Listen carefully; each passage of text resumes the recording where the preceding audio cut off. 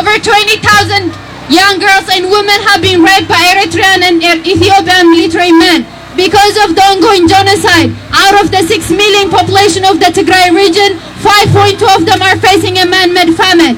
This is all because the dictator in Ethiopia wants to stay in power illegally and unconstitutionally. We, as a global citizens, have the power to come together and stop the suffering of the innocent people. We are here calling on the U.S. government to impose targeted economic sanctions on Ethiopia and Eritrea, to impose arms embargo so that these genocidal forces do not continue to buy armaments and kill innocent people. You can join our social media movement by using the hashtag Tigray Genocide on Twitter. You can also join our grassroots movement and lobbying efforts by talking to your senators and Congress people and pushing them to impose sanctions on Ethiopia and Eritrea. Sanction Ethiopia! Sanction Ethiopia! Sanction Ethiopia! Sanction Ethiopia! Sanction Ethiopia! Sanction Ethiopia! Isaiah to the ICC! Isaiah to the ICC! Isaiah to the ICC! Isaiah to the ICC! Drop food, not bonds! Drop food, not bombs! Drop food, not bonds! Drop food, not bombs! Drop food, not bonds! Drop food, not bombs! Drop food, not bonds! Drop food, not bombs! Drop food, not bonds! Drop food, not bombs! Drop food, not bonds! Drop food, not bombs! If I can't hear you, they can't hear you. Who are we? Takaru! Who are we? Takaru! Who are we? Takaru! What do we want? Peace! What do we want? Peace! What do we want? Peace! What do we want it? Peace! What do we want it? No! What do we want it? No!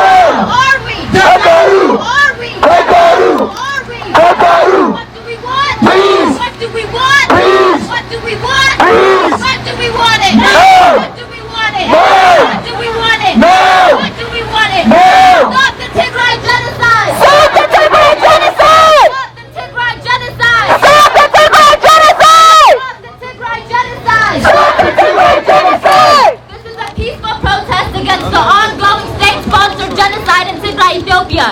For the past 9 months, the government of Ethiopia colluded with the government of Eritrea to bomb, rape, murder, massacre, and annihilate the Tigray people. Of the 6 million innocent civilians in Tigray, over 90% of the population is in need of emergency humanitarian aid. There's no food, no water, no gas, no electricity. The people are being annihilated in complete darkness. We've been fighting for 9 months on the street, but we can't do it alone. We need our allies and our outside communities to speak up on our behalf. We united together in the 80s when our people were starving, and we need to do it together again. The people have no food, no water, no aid.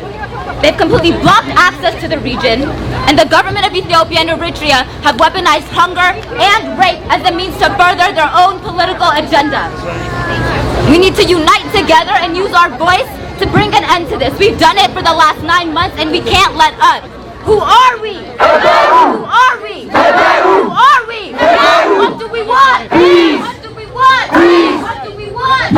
What do we want it? I want justice! I want justice! I want peace! I want peace! We demand justice! We demand justice! We demand peace! We demand peace! Weaponized hunger is a crime! Weaponized hunger is a crime! Weaponized hunger is a crime! Weaponized hunger is a crime! Weaponized hunger is a crime! Weaponized hunger is a crime! Stop the war on Tigray! Stop the war on Tigray! Stop the war on Tigray! Stop the war on Tigray! Ethiopia is guilty of genocide! Ethiopia is guilty of genocide! Ethiopia is guilty of genocide! Ethiopia is guilty of genocide! Ethiopia is guilty of genocide! Ethiopia is guilty of genocide! Ethiopia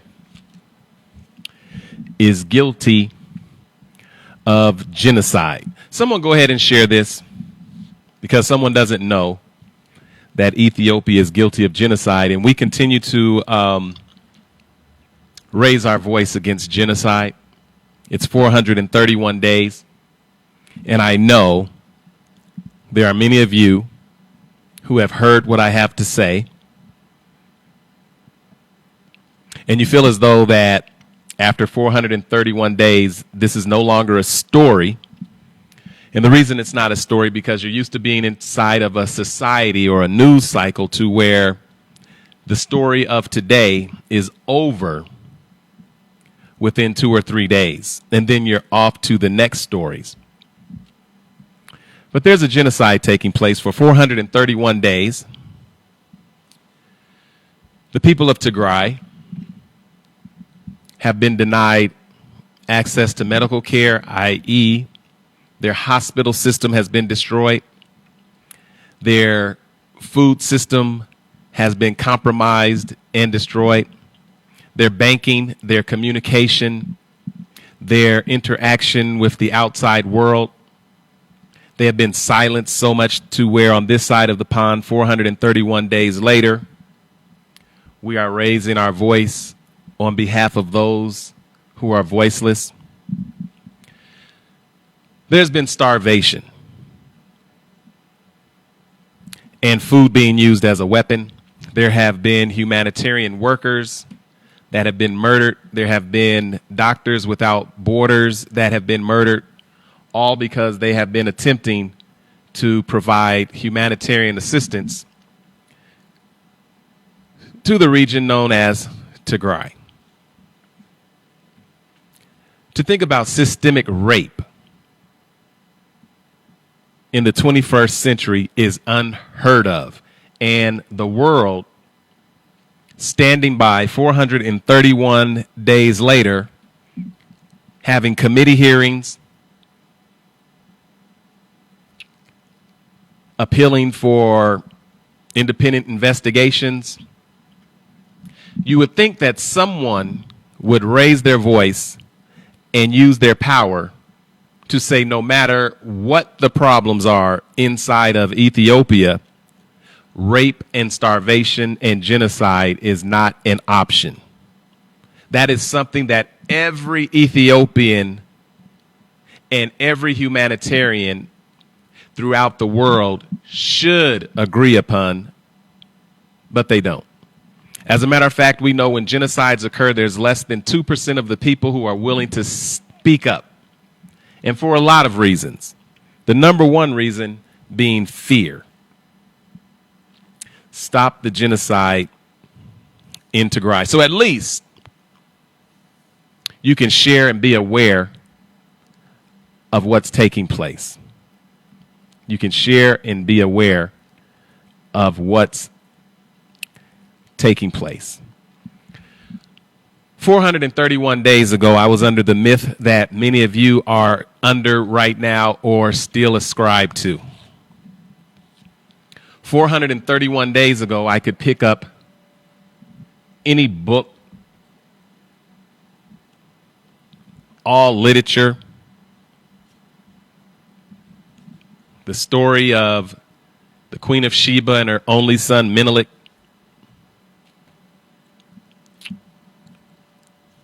I can look at ancient books that I've picked up in Finfini that are written in, I want you to listen to this real quick, Amharic. But that's where I've got to stop because 431 days later, and I need you to clarify this for me if indeed I'm incorrect or you have additional information, because I've got a lot of information and I'm just pulling those pieces together. So take everything I say with a caveat that you should go and study for yourself. And the problem that you have as you study Ethiopia, much of the history is skewed. It is like most master narratives to where there's a certain story or theme that everyone is given as if it is true and correct, when most of the time when you're reading history from a ruler or winning perspective, that story is told from the oppressor's viewpoint, and you will rarely get the story of the ordinary individuals who are impacted by the policies of the elite. So 431 days later, I've been re-examining the myths that I was under, and also even re-examining all of the tours that I gave and lectures that I shared in Ethiopia, around Ethiopia, and in these United States of America and around the world. 430 days of genocide.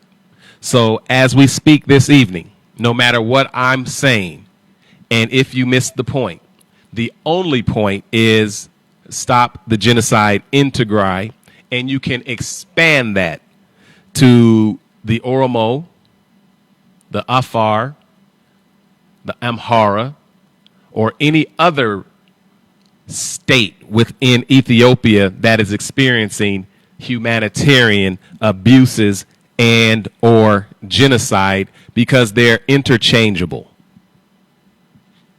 Stop the genocide in Tigray. There are a few things that I want to update for you that I was wrestling in terms of my historical narrative of the Horn of Africa. The Horn of Africa, or what some would call East Africa. I want to share a couple of things, and one of the things is when I just showed you this book I picked up in Finfinny, and I said it's written in Amharic. When we start to explain this story 431 days later, you have to realize that this book isn't written in Amharic. However, the common mind will go to Amharic because Amharic is the national lingua franca of what's known as Ethiopia, which 431 days later is going to lead you to ask the question, what is Ethiopia? And who are Ethiopians?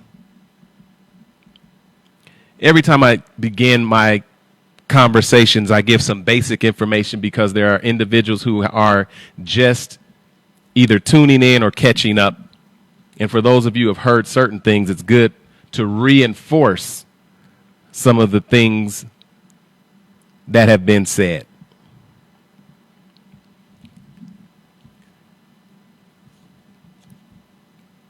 This book that I picked up in Finfinny, and I say Finfinny like I call North America by some of the indigenous terms such as Turtle Island, because what it does is it makes you have to make a leap to say, well, if it was Turtle Island and now it's called these United States of America, what happened between Turtle Island and the United States of America? If I say Finfinny and you say Addis Ababa, then we get to say, well, what happened between Finfinny and Addis Ababa? See, 431 days later, it expands your questioning. And from a historical standpoint, one of the reasons Ethiopia today is known as Ethiopia,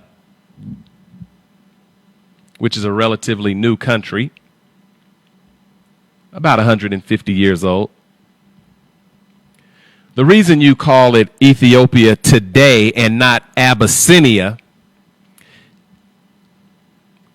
is this little piece of history that has to do with Italy and Mussolini. This is where we get into the Ethiopia has never been colonized conversation. And if you want to expand that, the follow-up question is, what do you mean by colonization? But we're not going to get into that tonight. We're going to stick with the narrative of Ethiopia has not been colonized for those who like to cling on to that without saying, what do you mean by colonization? Well, the reason it's called Ethiopia today is because Emperor Haile Selassie, who actually fled when Mussolini arrived and began to attack and betray Abyssinia, and Haile Selassie, Emperor Haile Selassie, You do know that was a period of betrayal between the European powers, including, but not limited to, Britain, France, and Italy. Britain, France, and Italy.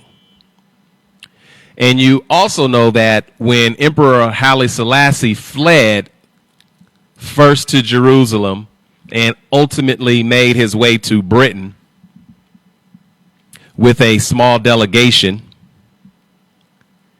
you do know that he was not welcomed as a head of state like he had been welcomed prior to the Italian invasion, the invasion of Italy, and the fascist introduction of politics into, at that point, Abyssinia.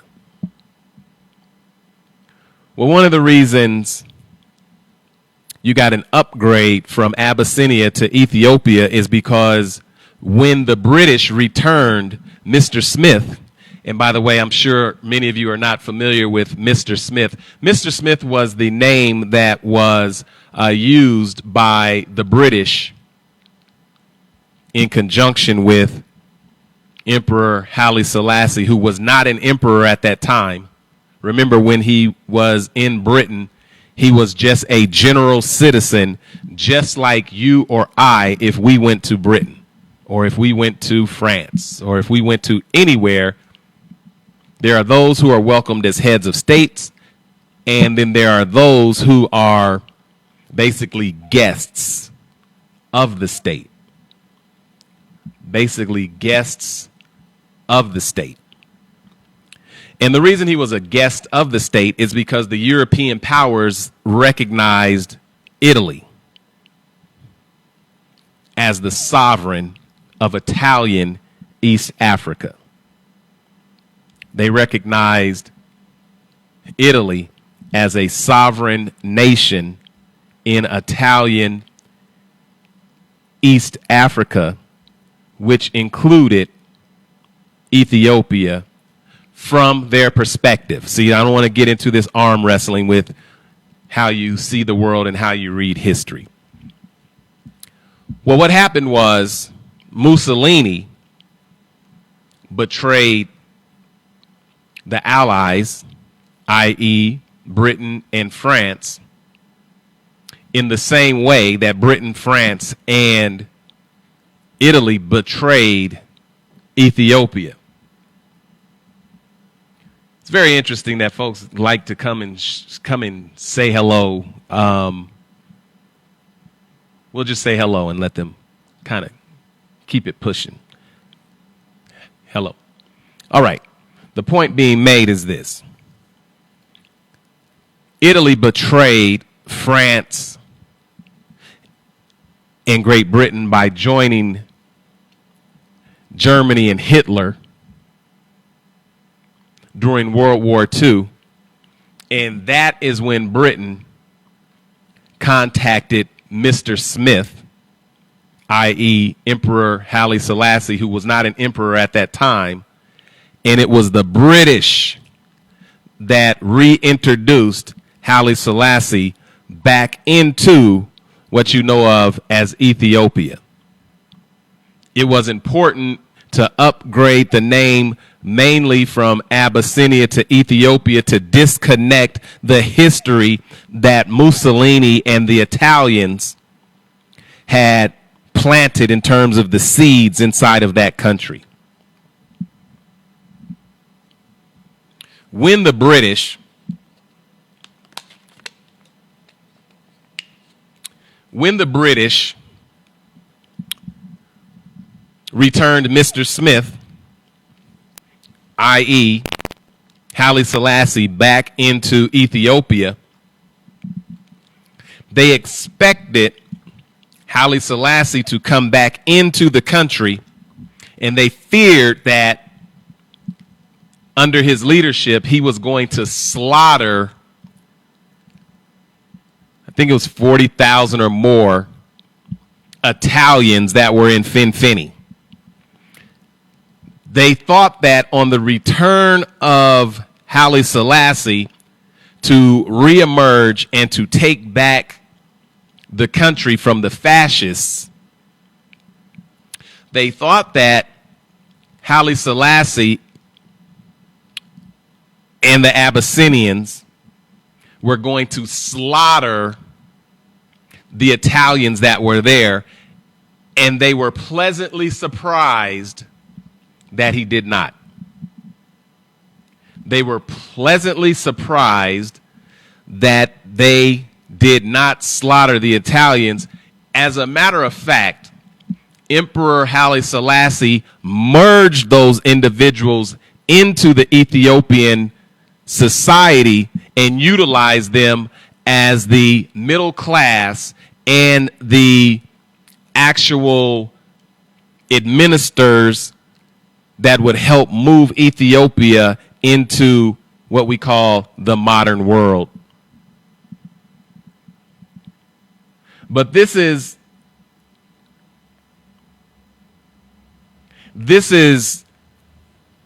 not the first time that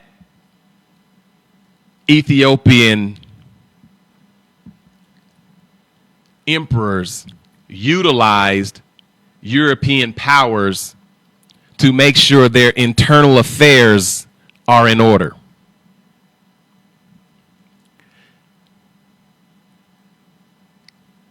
And maybe I don't know anything that I'm talking about. Some folks say I don't know what I'm talking about. But they don't say any common narrative. They just say you don't know what you're talking about because X, Y, or Z. They don't add to the conversation. They use division and subtraction, and they just take away from the conversation.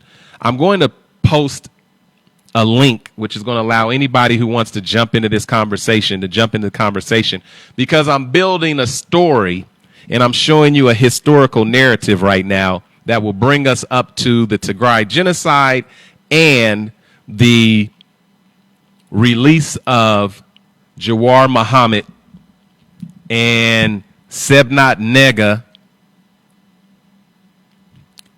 and other political prisoners. We're going to get to that point.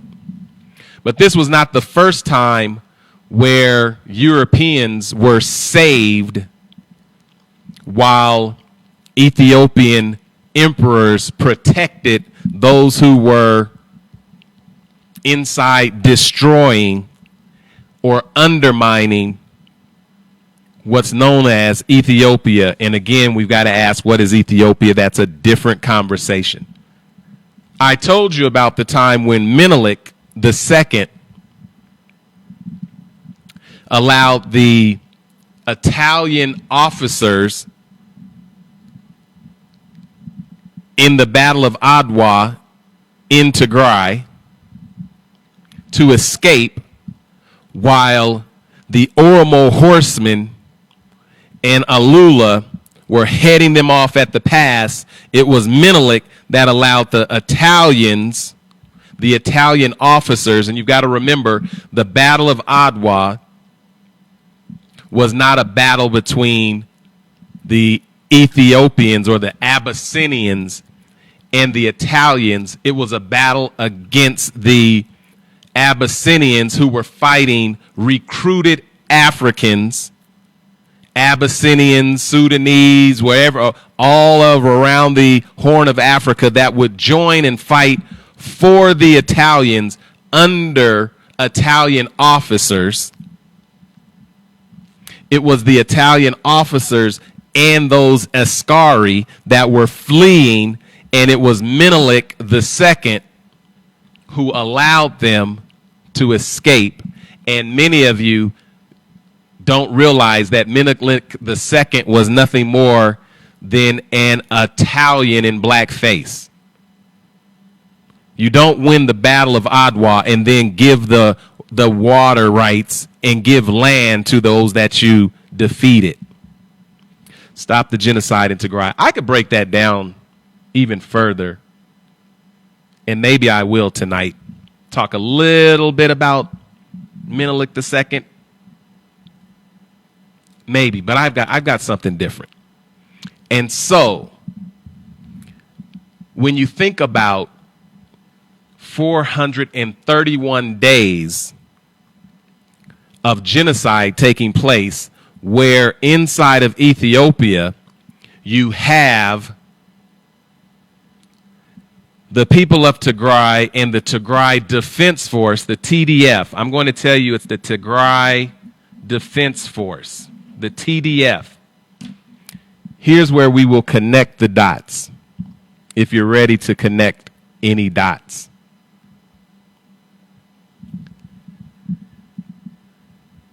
The people of Tigray had been being targeted long before the attack on Tigray.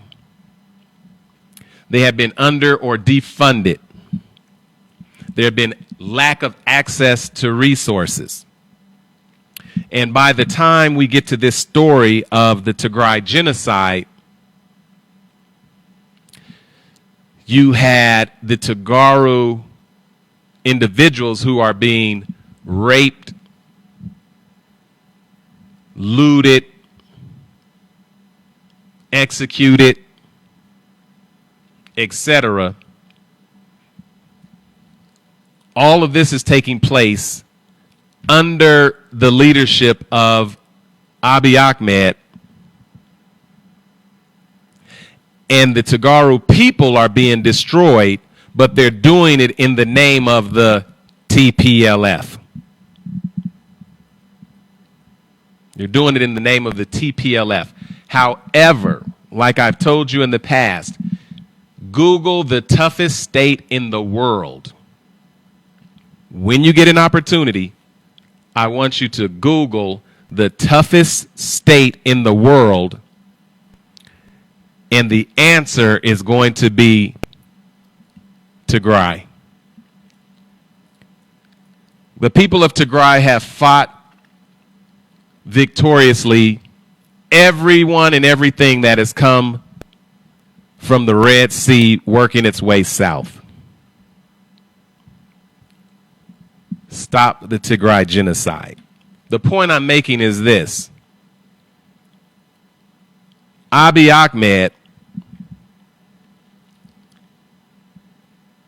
goes to war against the people of Tigray. It is the people who are suffering, and if you look at the history of Ethiopia, it's always the people who suffer.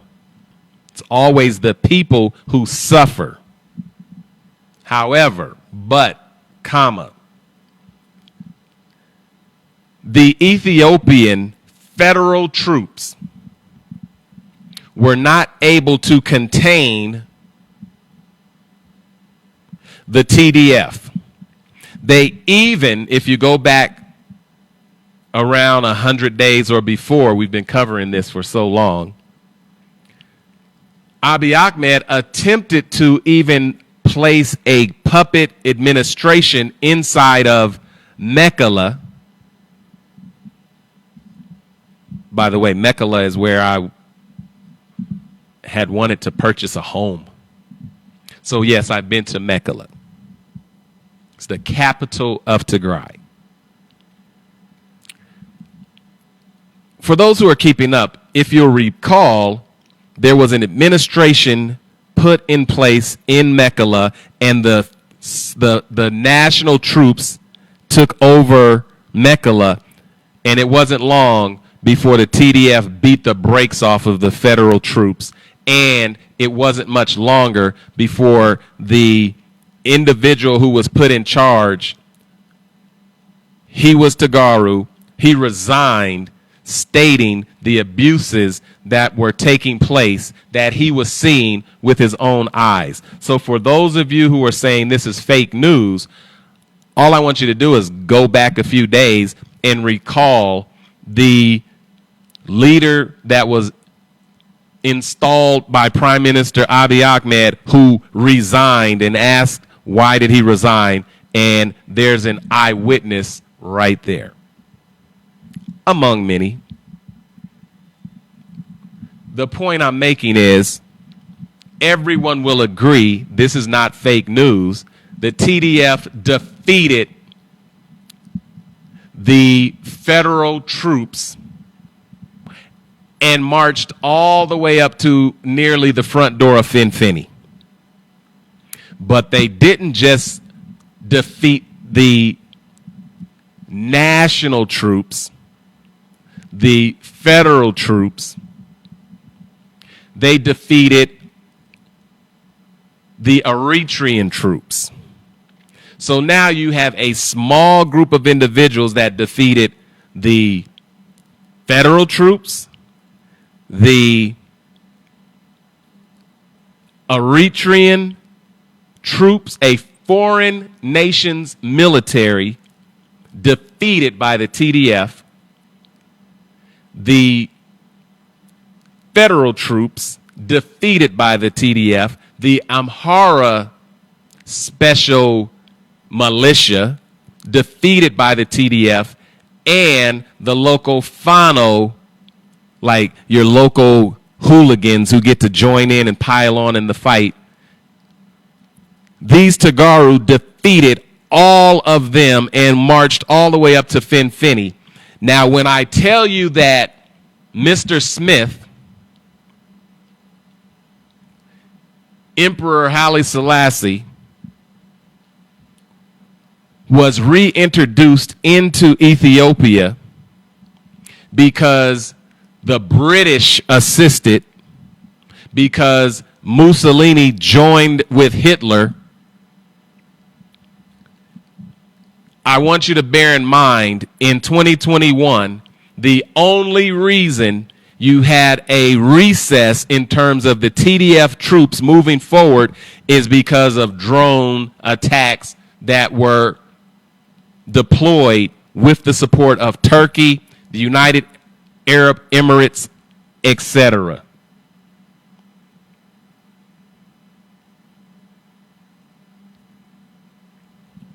Turkey, the United Arab Emirates, etc., began to deploy drones in support of Ethiopia, which makes this, and it has always been, an international fight against the Tagaru people. It began internationally the moment Eritrean troops, a foreign government in partnership with the Ethiopian government, i.e. Abiy Ahmed, it began to be an international attack against the Tagaru people. And they defeated all of them. And that's when drones needed to be introduced. In the same way, if you recall, the Somali troops under what they were calling the Islamic jihads, etc., have a long history of penetrating what you call Ethiopia. It was Emperor Haile Selassie's use of aircraft, the first time aircraft were introduced into these historical fights, that Haile Selassie was able to defeat and push back the Somali Muslims, i.e. what was going on in what they call the Ogaden. The Ogaden. For those of you who are keeping up, basically stop the genocide in Tigray.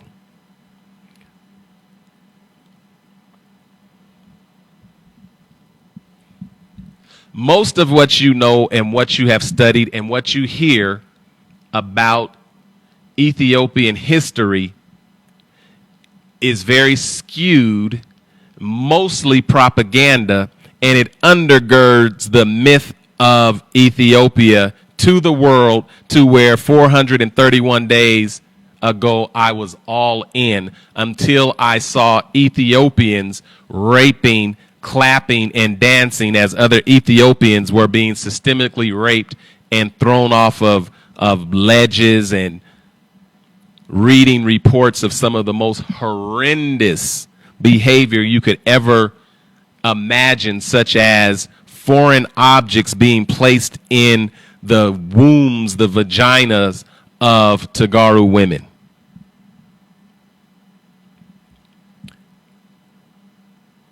I am going to share the link shortly, and you can actually have your say.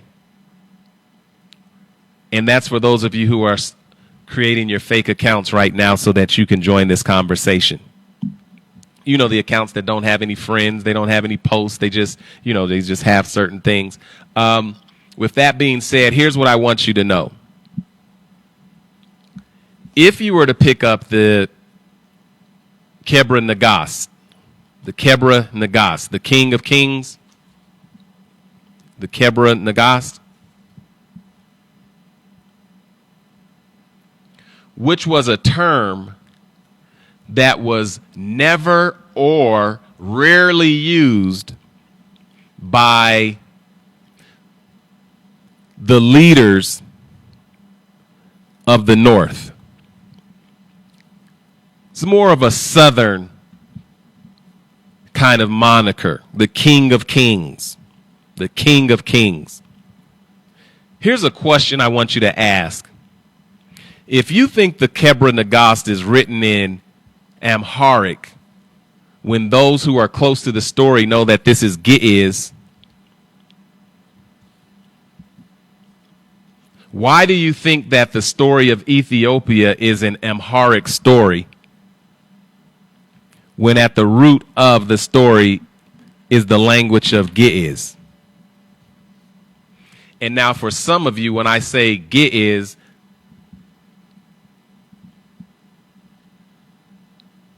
there are many of you who may not know what that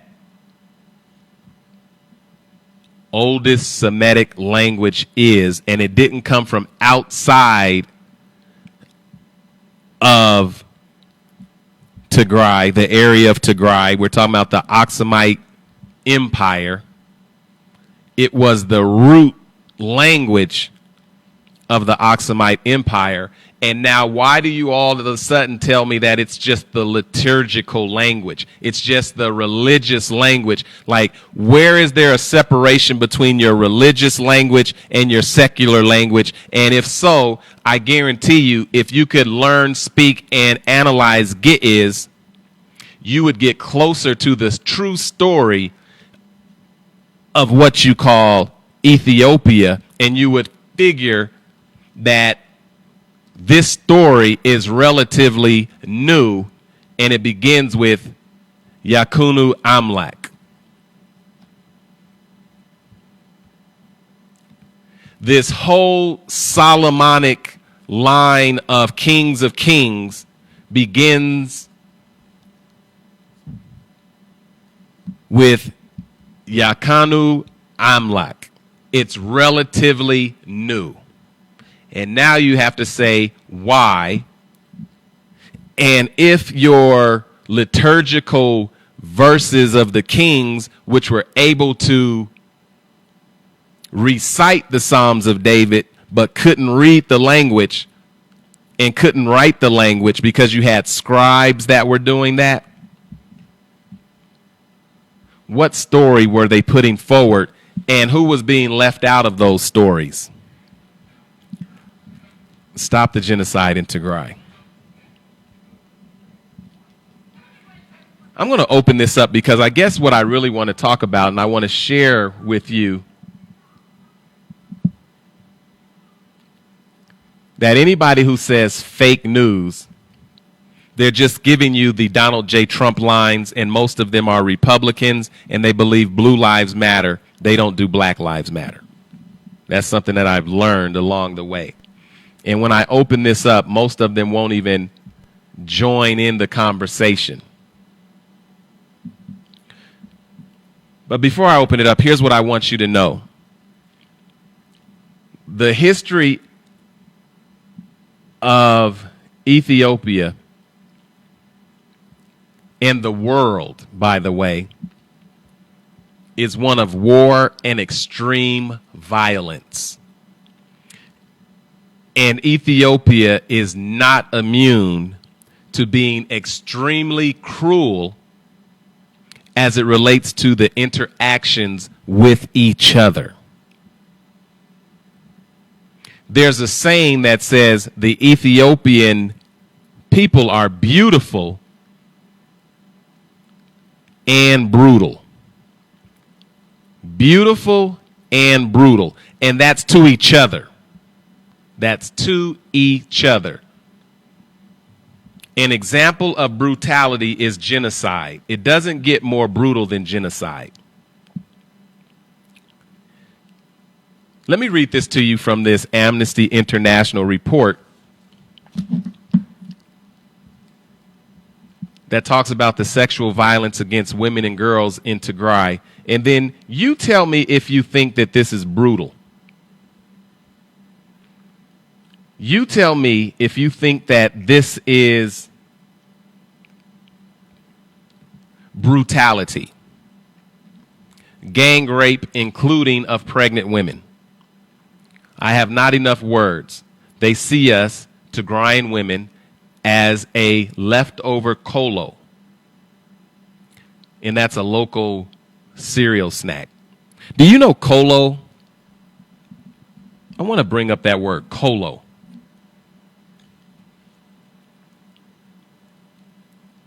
Kolo is also what they used to say when they would disparage Emperor Tedros. They said his mama sold kolo. They said his mama sold kolo. So this is very degrading.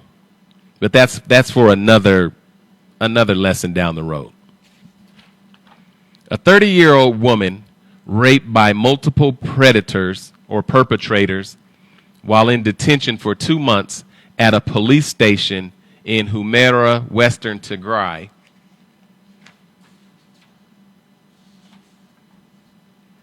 A majority of rape survivors, 38 out of 63, interviewed by Amnesty International, said that they were raped by multiple perpetrators. Some were pregnant when they were raped, and others were assaulted in front of their children.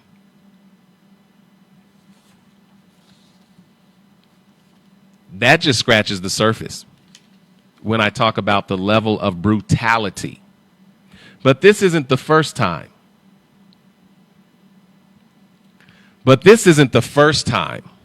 Because rape, starvation, mutilation, etc. has a very long history.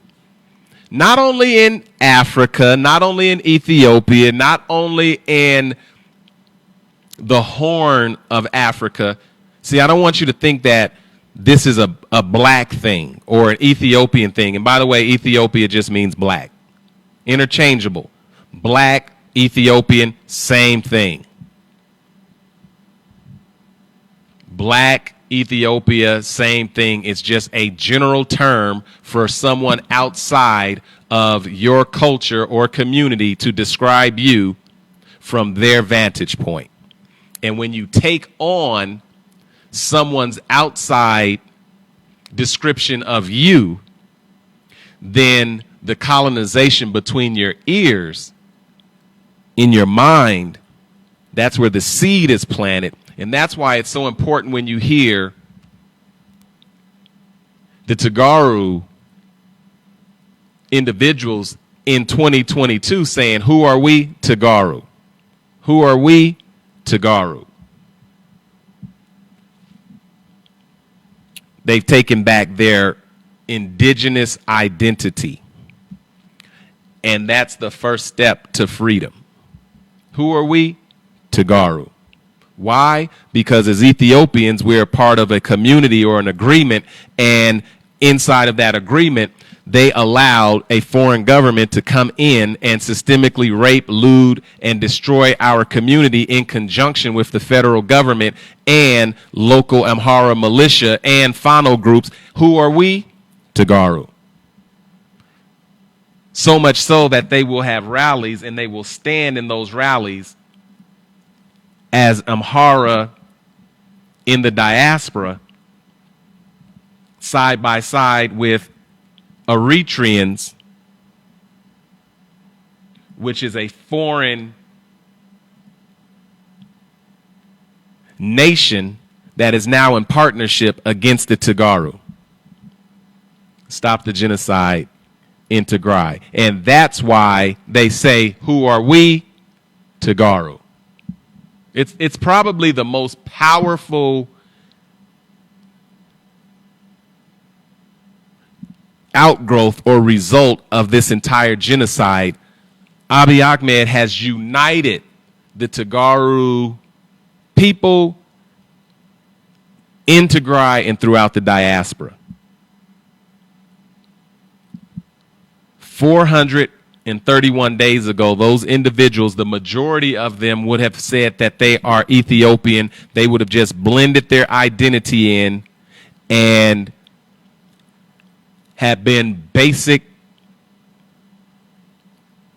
true and blue Ethiopians. But rape and starvation will certainly change your mind and your perspective. Who are we? Tigray. So, as we continue, now you have another administration, Prime Minister Abiy Ahmed, who has a country that has genocide and various states within that country being silent, clapping, or participating. And participation also looks like when you say fake news. Like when you say fake news and you're basically saying who cares? That's like who cares? Who cares? I'm going to open this up for conversations. What you now have is the same history of outside European and now Arab forces that have always been inside of Ethiopia or Abyssinia, tampering with and undermining or setting policies and also opening up the country to foreign interests, whether it's building your railroads or building your highways or building your buildings, or as in the case of the African Union, building your headquarters. That was not done by Africans, that's done by Chinese. Abiy Ahmed was not able to contain his own problems inside of his country, so in partnership with Turkey, the United Arab Emirates, and foreign interests, those are the ones that have decided or are attempting to decide the outcome of your current situation, while you have individuals that will stand up and have rallies inside the diaspora talking about we need to handle our own business ourselves, when in fact your business has not been handled yourself for a very long time. For a very long time. Your business is not being handled even right now. Turkey and the United Arab Emirates are handling your business for you. So, with that being said, I have a question, and anybody can join in this conversation. I'm going to open this up for conversation. And you know what? While some of you make your fake accounts,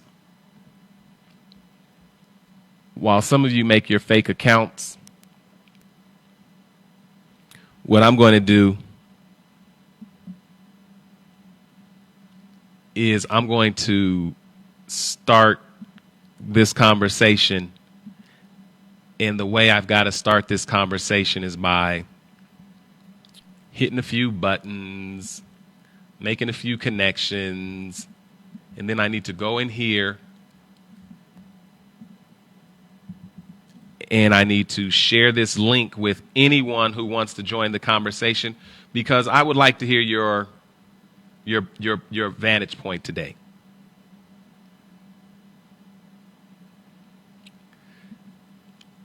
And if anybody, if you find someone that's just basically just what they call a troll, point them out, and I'll go ahead. I'll block them, so you won't have to worry about what they have to say. They probably have a fake account, and I'll be watching, and I'll block them. Join, Join, join the conversation. Here's the link.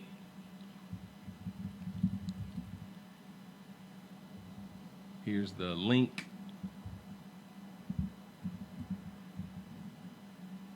There it is. Now, for all of you who are saying fake news and et cetera and all those different things, you are now able, like right now, you are now able to join the conversation. And I'm going to open this because I want to pin this. It takes me a moment to pin this because I want to pin the conversation so you don't have to find that link, because those comments, they go so fast. And I can't read all of the comments. Sometimes I can't see them. So I'm not ignoring you. What I am doing is giving you an opportunity to say whatever you want to say, however you want to say it. And, you know, it's interesting. I've been at some of these rallies, and then I've also been in some of these conversations, and folks go back and forth and they call each other. They call the folks of Tigray junta. Like I remember the first time I heard it, I was at a rally. It was junta, junta, junta. Can somebody tell me what a junta is? Because when I just told you Ethiopia, I've been telling you for the longest, Ethiopians it's a Greek word. Junta is like a Spanish word. Like, don't you even have like a word that, like, junta, is that like junta is Spanish? And it kind of means committee.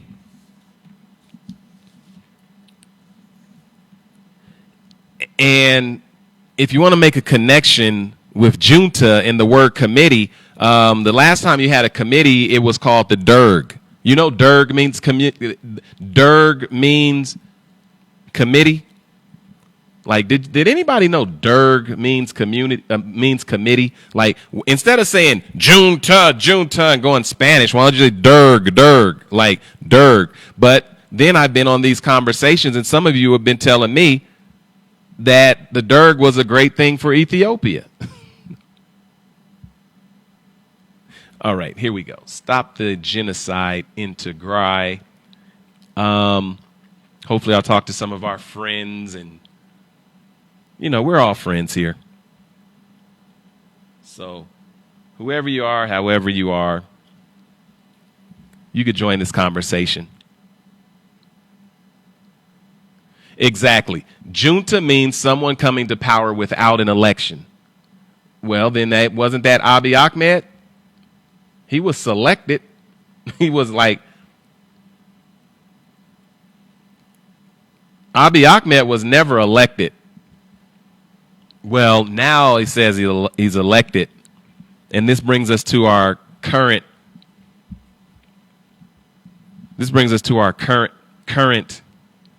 conversation. Like, why would you call the Tigray individuals junta when they had an election? Like, junta, how can you call the Tigray junta when you went to war because they had an election? Like, they had an election. Your prime minister was not elected. He was selected and was interim. And he locked up the political opposition and went to war with those who had an election. And then now that he's elected, he's letting the political prisoners go. Isn't that really, like, that's a cool move right there. That's a cool move. Like, that's a cool move. When should you let the political prisoners out of prison? After the election. Like, after the election. Hey, Jawar Muhammad, you want to get out now? Why? Well, I'm prime minister. I got elected. You know, everybody wanted me. Where were you? Well, that's why I locked you up. Like, Jawar Muhammad, I locked you up so I could get elected, because if you ran against me, I wouldn't get elected. And so I need to lock you up. And now that I'm elected, would you like to get out of jail? Like, would you Like, would you like to get out of jail now? Jawar Muhammad, there's this whole movement that's growing with the Oromo, like, and they're really demanding that you be released from prison. And as a matter of fact, Jawar Muhammad, you're responsible. As a matter of fact, you were the hope that helped me to get into this position. And what I did when I got elected, or when I got selected, I bombed the Oromo and I put you in jail. And yeah. But now that we got all of that out the way, do you think it's like you want to get out? Like, you want to get out? See, now they're making up. Now they're making up.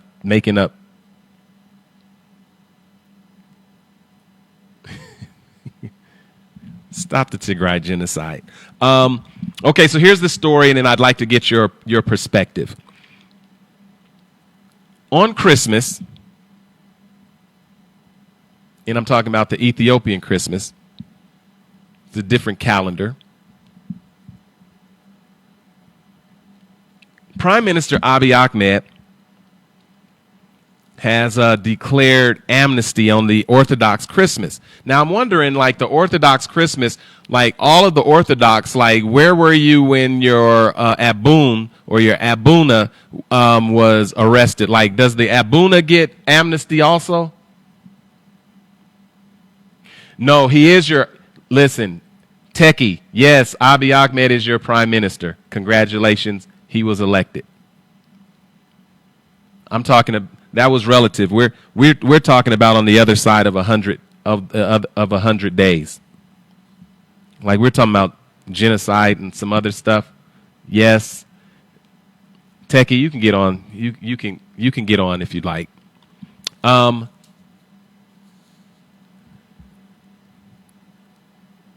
Mateos, is the Abuna is Mateos, I believe that's how you say the name, is the Abun of the Orthodox Christians. Is he going to be able to get amnesty? Is he going to get out of house arrest or no? Or no?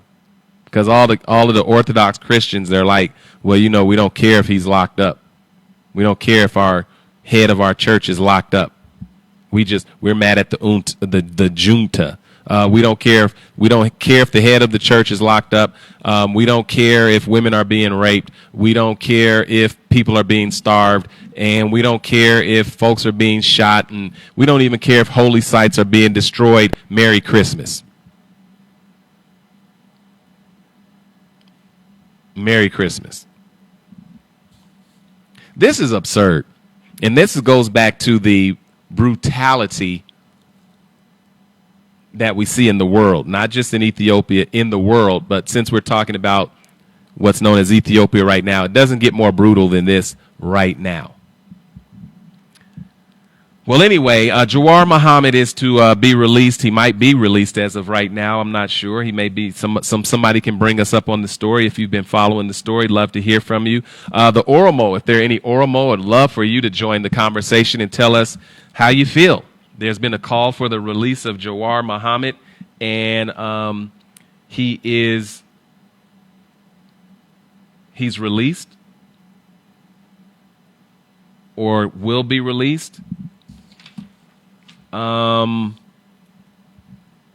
member of the TPLF, Sebnat Nega, I believe that he is amongst those that are being released also.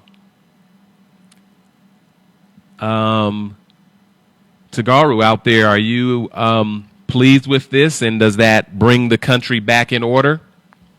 Like, does that bring everything back in order?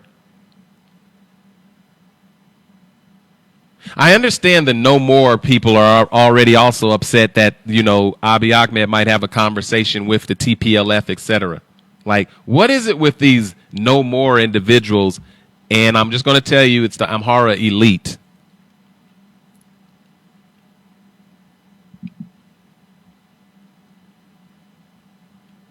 Jawar Muhammad is released.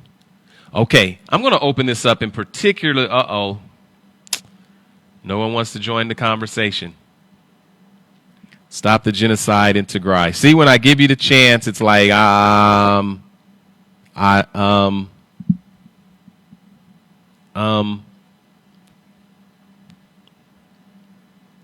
When I give you the chance, the link is right there. And so what I'll do is I'll wait for a little while, because there's a lot of folks that they just have basic comments like, you know, we don't know what we're talking about.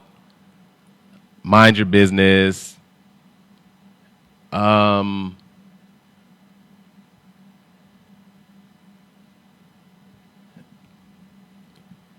I just want to know where you stand on this reconciliation. There might be an opportunity, and especially since the drones.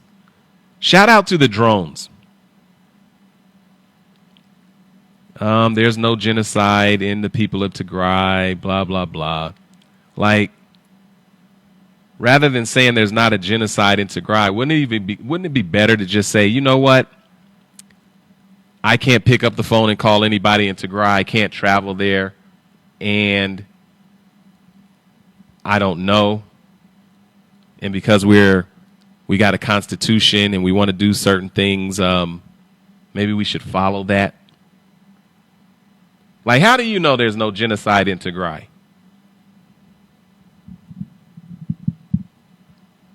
How do you know there's no genocide in Tigray when the whole world is saying that there's a genocide in Tigray? Oh, the link. Okay, let me find. Maybe the link is not visible. Let me see. Let me try it again. I thought I pinned it. I'm sorry. Okay, if the link is not there. Oh, I'm sorry. Let me delete that. You know what happened is whatever I have pinned, that's not what I wanted to pin. So let me see if I can find that. Okay, let me just unpin. Okay, so you see what happens. Let me see if I can find my link, because there's so many comments that come. There it is, right there. I want to pin that.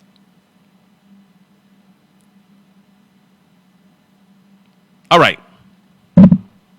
There's the link. Anybody that would like to join the conversation, please join the conversation. I want to know what your thoughts are in terms of the release of political prisoners, and is that enough to bring Ethiopia back together? And will the Tigray be coming back into the building, or are they going to continue heading away from a place that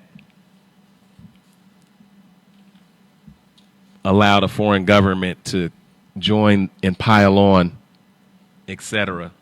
Just want to know your thoughts. And someone jumped on. They jumped off. Don't worry. I'm going to hang out.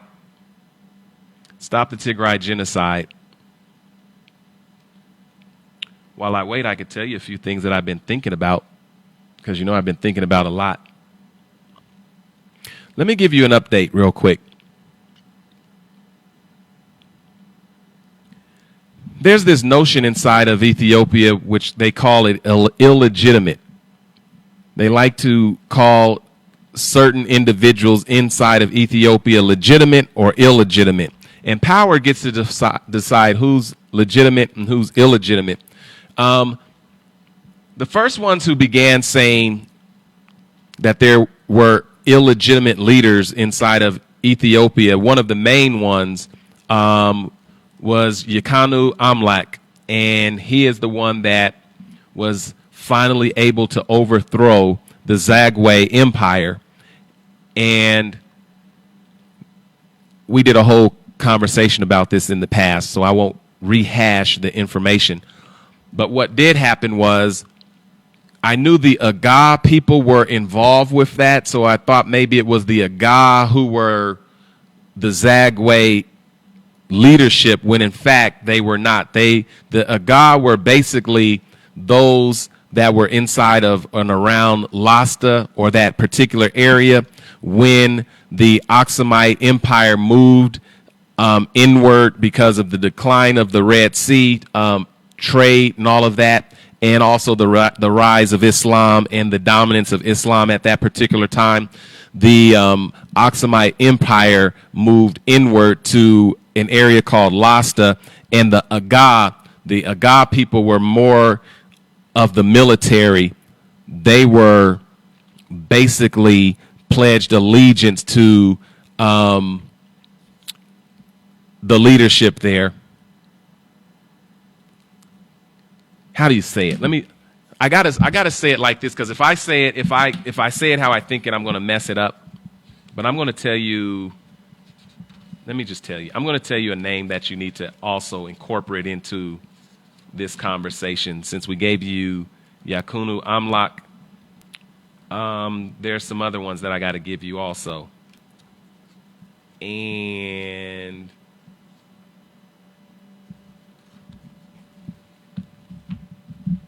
let me give it to you. Let me give it to you just quickly. A name you've got to know. Mera Haymanot.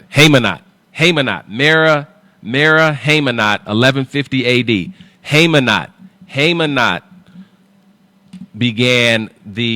he was the founder of the Zagwe kingdom or empire. Haymanot. This is going to get you at 1150 AD.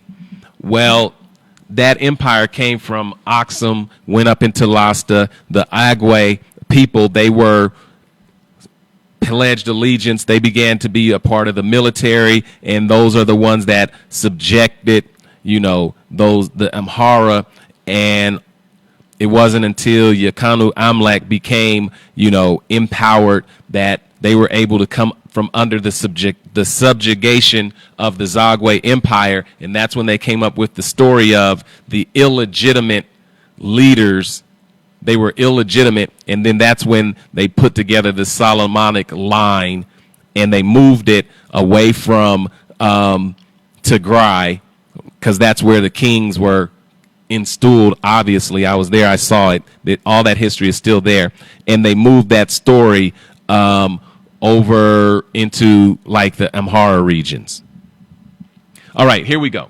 So I just wanted to update that with you, and I see my friend right there. Thank you for finding that link, and I'm going to go right to you. I'm going to go right there to you and allow you to talk.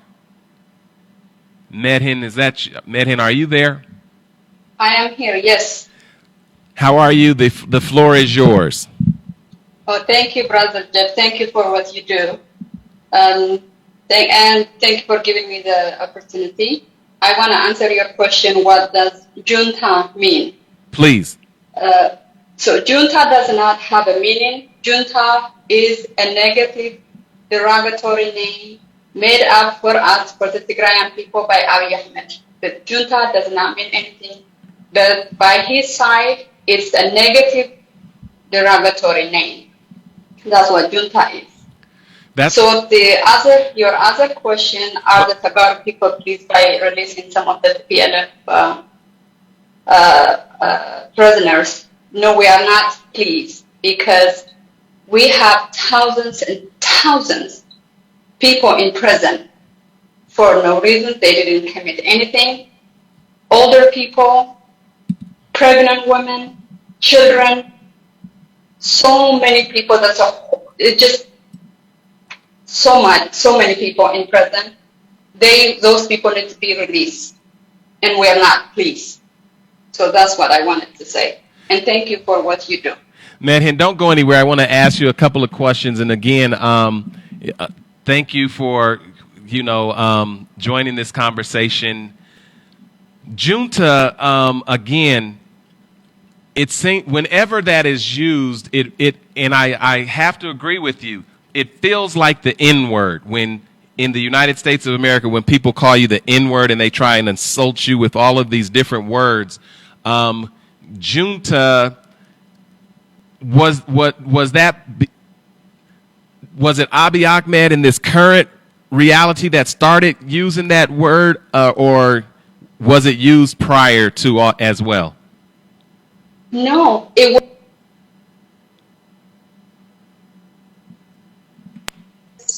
He started just during the war or a little bit before the war, just to label us, to come up with a negative name so the other people can use it, and just to label people with hate, with just to be hate. It's not. It doesn't have any meaning. It wasn't.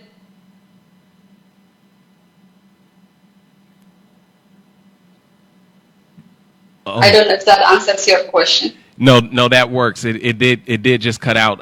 When you got the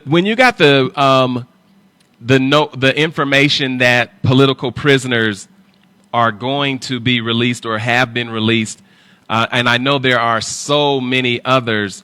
What went through your mind? Like, what are your thoughts? I know that there are many more. But is it a good gesture from Abiy Ahmed on Christmas, Orthodox Christmas, or is it just, a way to say I'm trying to do my part, but, the other sides don't want to do theirs? You know what?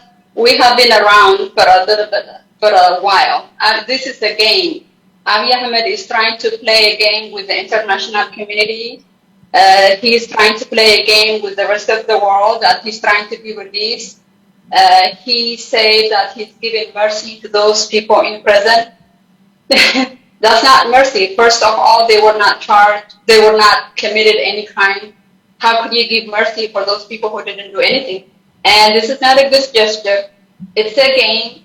It's one of his manipulative technique.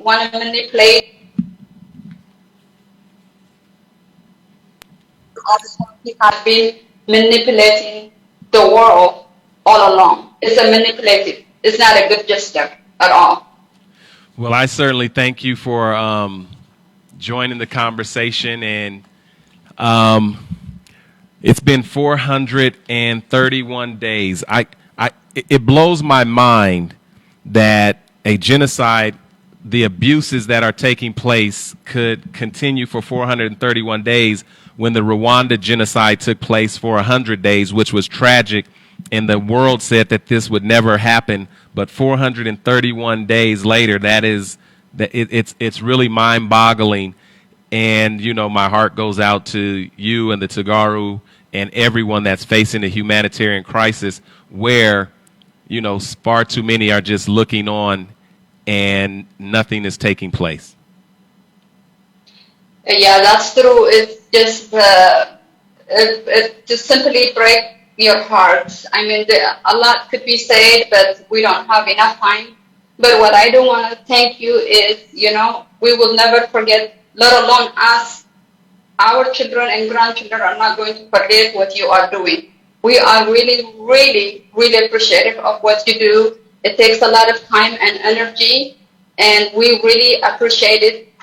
In the near future, when Tigray becomes on its own, when the road is open and everything is okay, we hope that we will meet you in person in Tigray than from here online. So we will meet you in the near future in person.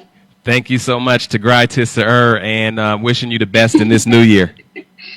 Thank you. When you say Tigray Tisser, that's the best. You save the best for the last. It's just so sweet. It just brings tears to my eyes. Thank you so much. Thank you, and we'll talk to you soon. I appreciate you so much. Salam, are you there? Salam, you have an opportunity to share in this conversation. As a matter of fact, anyone that would like to join this conversation, we would like for you to join in. We'll give you the opportunity. Salam, if you are there, go ahead. The floor is yours. And hey, good evening, Jeff. How are you, my friend? Salam, salam. How is it going? Thank you so much. Thank you so much for what you do. And thank you for your time. Thank you for the knowledge. You know way more than I do. I'm learning so much from you, and thank you so much. It's a pleasure. And one thing I want to say is, as my friend just explained it that Abiy is playing games. You know, even though we're happy that these political prisoners are released, there is so many of our families that has done nothing and still in jail. And to me, you know, release release everybody, release the people who has done nothing, release the university students, release the young men, the young women, release all the you know, hospital employees, release all the government employees of all the Tigrayans, release those. You can't show off by releasing political prisoners and then look like you are a good guy, that you are trying. In addition, if he is really trying, why is he going on bombing Tigray? He just bombed Tigray yesterday. So why is that? What is he trying to do? And it just breaks my heart that there is no humanity. Like, there is no humanity in these leaders. They don't feel that these people that they're killing are human beings, and it just breaks my heart. But thank you. You are gonna make a difference. You are making a difference daily, and thank you so much, Jeff. Salam, thank you so much. I appreciate you. And it's been 431 days. We're not going to leave the Tagaru community alone while the world watches. You've taken on Eritrean troops. You've taken on the federal troops. You've taken on the Ahrar militia. You've taken on Fano. And now you're taking on drones from the United Arab Emirates and Turkey. And it just seems like everyone is piling on. It's heartbreaking, but you know what? We'll just continue to shine light on this, on these dark places, because you can't hide genocide. And at some point, someone's going to have to be held accountable for the war crimes, or just the crimes that are taking place in general. And I hope that occurs sooner rather than later. Definitely, Jeff. Thank you.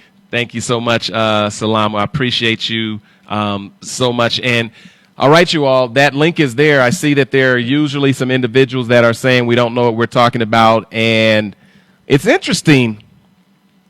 The Tagaro community has been united for 431 days. There's nothing like a genocide that brings people together with a sense of urgency. And it's been 430 days, 431 days, depending on what side of the pond you are on. And that urgency still remains. Folks are still sharing. They are protesting. They are organizing. They're looking to, do what they can for their loved ones, etc.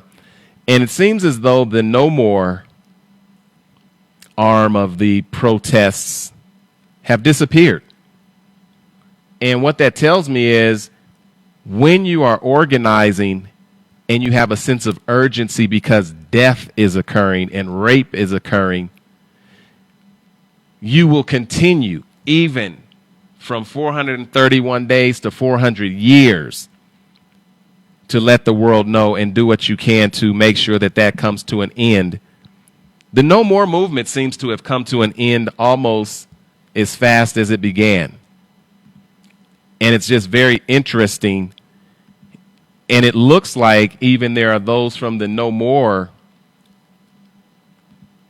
group are about to be upset with, or are upset with, Prime Minister Abiy Ahmed for not only releasing prisoners, but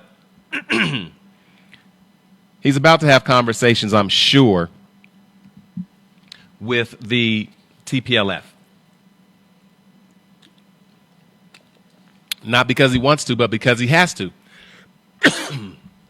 Not because he wants to, but because he has to. You have to have a conversation with those who have defeated Eritrean troops. You have to have a conversation with those who have defeated federal troops. You have to have conversations with those who have defeated the Amhara regional forces. You have to have conversations with those who have defeated Fano. There's no way that what's known as Ethiopia is going to have any kind of peace without coming to terms with the Tigray community. It's not going to happen. And the reason it's not going to happen is because people will fight for their lives to make sure that their loved ones are okay. Again, is there anyone out there that, has been following this? This is a big story. Ethiopia frees prominent political prisoners. I would love to hear from the Oromo community. I'll reach out to some of our Oromo friends in the coming days. But if you're watching, I'd love to hear what your thoughts are around Jawar Mohammed and others, because this is a big story. There's been a big push to have Jawar Mohammed free.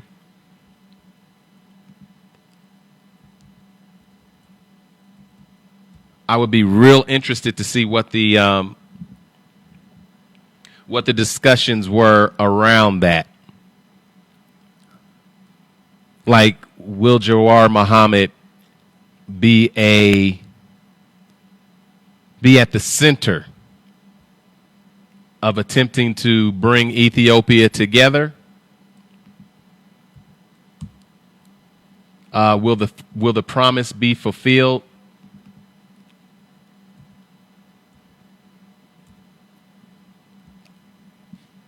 What will be the role of the TPLF? The TPLF, as I understand it, they are elected.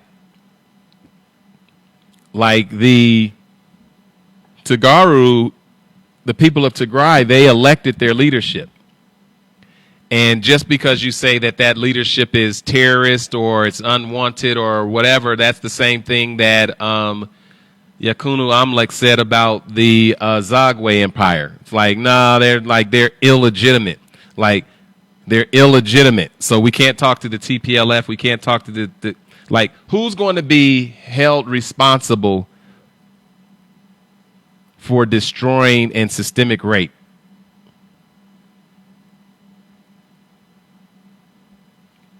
And let me tell you guys something quickly as well. Whether you call something war crimes, genocide, humanitarian abuses, however you define it, it is still horrific, and there needs to be accountability attached to it. If your mother or your daughter or your sister or your niece or whomever is systemically raped, no one has to wrestle over, is this inappropriate? So someone gets to hide and say, well, no, but that's not genocide. Okay, well then what is it? Whatever it is you want to call it, let's just call the is and hold someone accountable. And if it's possible to rebuild,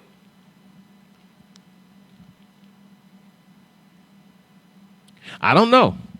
This is very interesting. Stop the Tigray genocide. I guess with this being, relatively new, I've learned that those, when you give them an opportunity to have and share their point of view, they don't take that opportunity, because we listen to everyone. But what I will do is I will let you know that there is a genocide taking place in Tigray. And if someone tells you that it's fake news, I want you to associate that term fake news with Donald J. Trump. That is the same language that Donald J. Trump uses. Pierre, I think Pierre is here. Let me talk to Pierre and let's see. Hi, Jeff.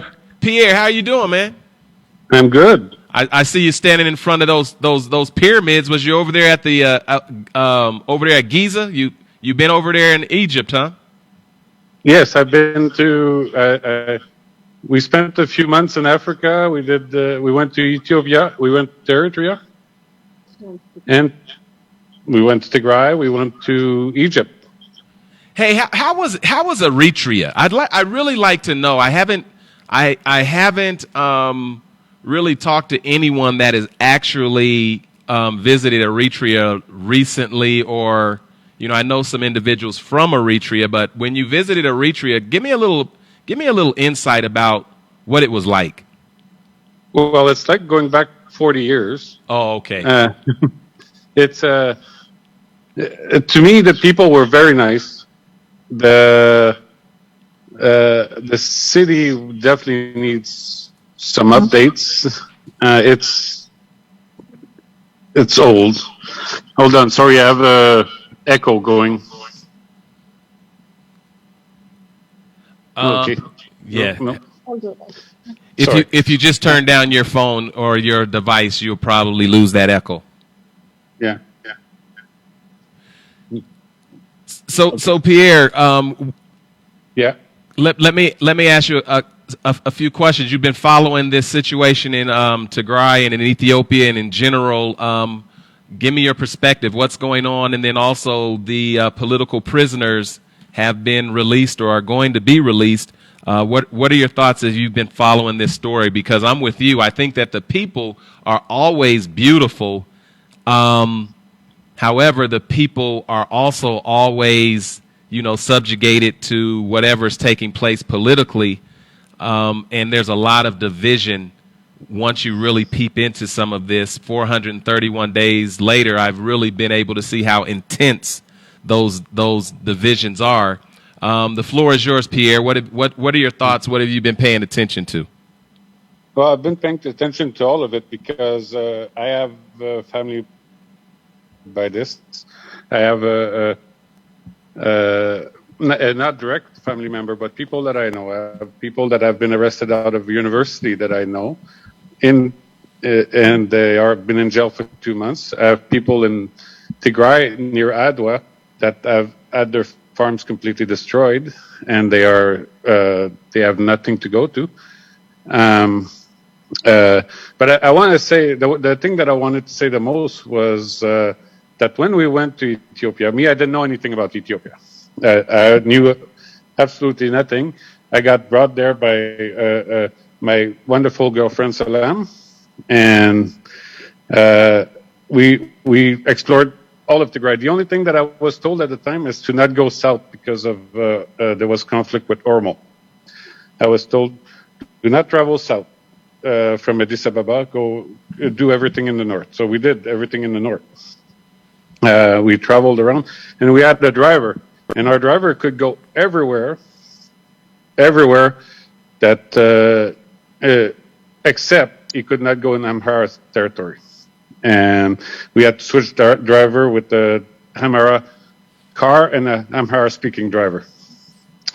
And also there was the search. They searched the luggage and for weapons and for everything. So we knew something was going on then.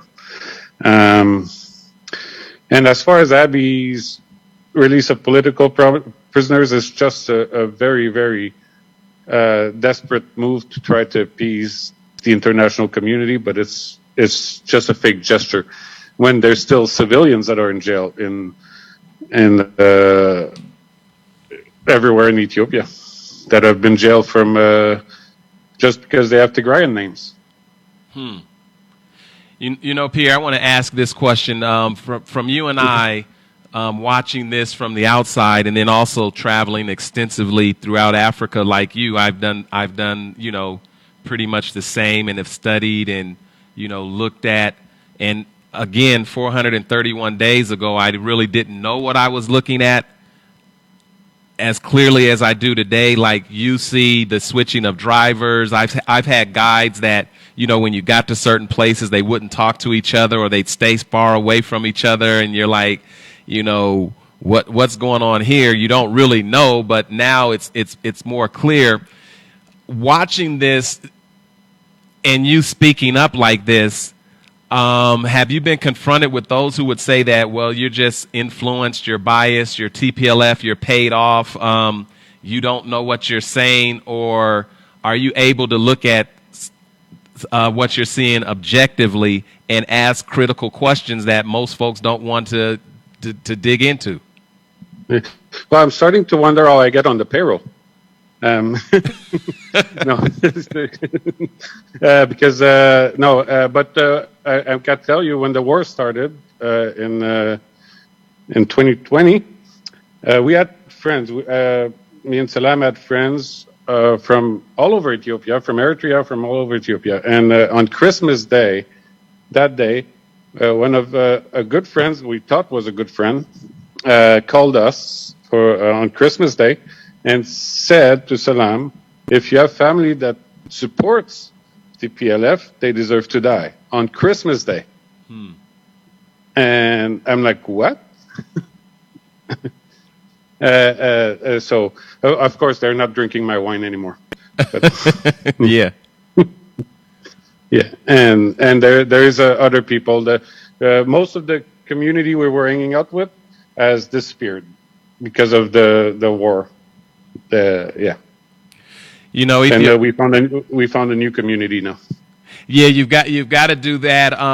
Ethiopia, you know, it's very beautiful. Like, the people are beautiful, and it's a tragedy, because I think that this war, this protracted, you know, genocide, and it's taking place in Oromia, it's taking place in Tigray. They're talking about Afar. They're talking about in all of the different areas, you know, the Amhara region, etc.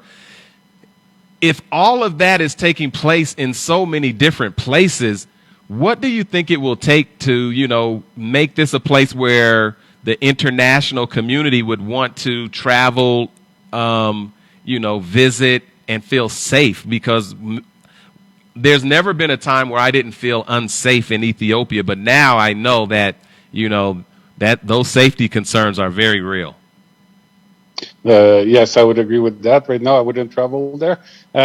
What would it take to make it safe? That's well, one, get rid of Abiy, and two, there needs to be a big reconciliation effort on the part of all Ethiopian leaders, even the TPLF. I don't know who the TPLF is. I don't care. They're a political party as far as I'm concerned. And that doesn't deserve. That doesn't mean you go after civilians. The only thing I care about is the civilians and the people that I know. If you go to my picture on my Facebook, you'll see a lot of pictures in Tigray, and it was beautiful. I had a great time, so we gotta get rid of Abiy, the Isaias wannabe. He wants to be a dictator, and we gotta get rid of him and put somebody in place that is willing to have a real dialogue of reconciliation, and just get rid of the elites. Wow, Pierre, thank you so much, man. I appreciate you sharing your perspective. It's amazing to, you know, think about those who considered themselves Ethiopians, and then when the genocide began occurring, they didn't receive phone calls from their friends that they've been, you know, in solidarity with or in community with all of their lives. All of a sudden, it was like, I've never seen a dismantling of relationships based on not only politics, but ignoring someone's suffering and pain. So much so where individuals didn't even call and say, you know what, I'm just calling to check in and see how you're doing. Yeah, no. It was actually directly, if anybody supports the TPLF, they deserve to die. It doesn't matter if they're part of the party. If they support them, they deserve to die. That's the call we got on Christmas Day 2020. And it was, wow. I couldn't believe it. I didn't know what to say. I was angry. Man. Well, Pierre, wishing you, Salam, and everyone the best. Thank you for checking in. You do notice that when they tell us that we're paid TPLF, and like I don't know, I always told them from the beginning I wouldn't know where to collect a check from, and I don't know where the employment line is to become a part of the TPLF payroll and all of those different things. I've come to learn, of course, that junta is a derogatory term, and you know, reading the. I've been called a junta.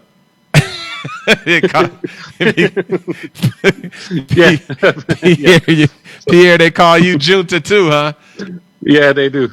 So, well, hey, you know, I want to just say thank you again for calling in. That's Pierre. This is an amazing story. Again, it's 431 days. Someone shared this. And I think one of the reasons it's very important to share is that, when there are those who will not stand up, and some can't stand up for very obvious reasons, they might get the knock on the door, and that's particularly, if they're in and around, these dictatorships. But here in the diaspora, we can raise our voice. We can share our influence. We can just call and check on one another and say, you know what? I may not know exactly what's going on, but I do know something is going on, and I care about you as an Ethiopian. See, I have to do that in air quotes now. And I'm looking at this comment, junta killed innocent civilians. Like, none of those individuals will get on and join the conversation, but they put these comments in, and many of them don't even have real accounts. But what we are seeing is that there is a release of political prisoners, and I'm going to be real interested to see how that plays out some 432 days later. Like, I believe it was Salam or, our other sister who basically said the drone strikes are taking place like right now. Like, why not release the political prisoners, stop the drone strikes, allow individuals to have food, open up the access, and allow independent journalists to go in and just look around. And like, if nothing is happening, why not just allow individuals to go in and look around and just be around? However, you have individuals that just say things like junta. And that level, the level of disregard. The level of disregard is amazing. And then you also look at individuals say, well, the genocide here, the genocide there, the genocide here, doesn't that speak to the government that, genocide or these abuses get to take place everywhere? Like, when do you get control of your country? How does that happen? I wanted to ask, and again, the link is there for anybody who would like to join this conversation. Tedesi says that 57 people were killed in Tigray just yesterday. 57 people killed in Tigray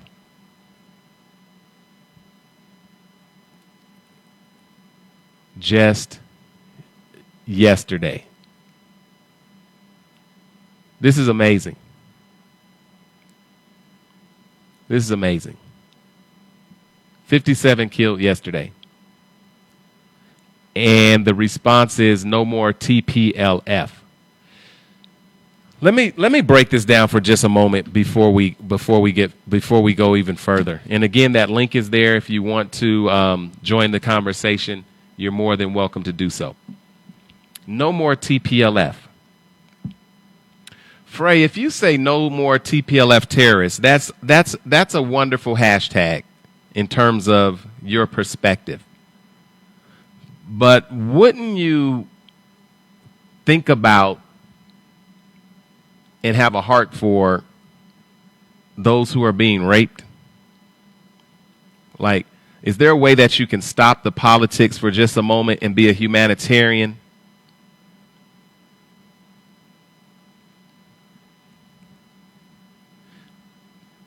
There are those who are going to try to tell Pierre and I and others that there's no problem within the ethnic groups. Like everybody's on one page.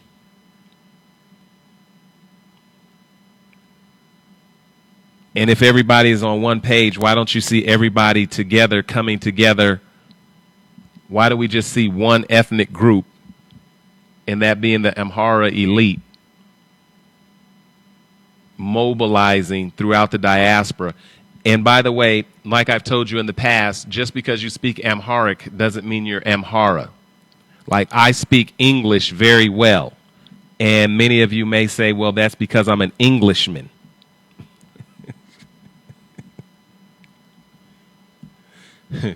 I speak English very well, and I'm pretty sure someone will say that, well, that's because I'm an Englishman. Let's talk about some double standards. And again, if you want to join the conversation, the link is right there. We'll give you an opportunity to do that. We'll be back tomorrow, but we are following the fact that Prime Minister Abiy Ahmed has released political prisoners. The irony isn't lost on me that you lock up political prisoners and then have an election where your opposition can't participate in an election. And then you also have a genocide on the other side of town. And then you get elected, and then you say, now it's time to release the political prisoners. Like, we're going to have an election. I'm going to lock up all the opposition. I'm going to get elected, and then I'm going to let the opposition out because now I'm an elected prime minister. Someone says, well, well, let's see. This is so horrible because when you think about drone attacks, can you imagine drone attacks on innocent civilians? Drone attacks on innocent civilians.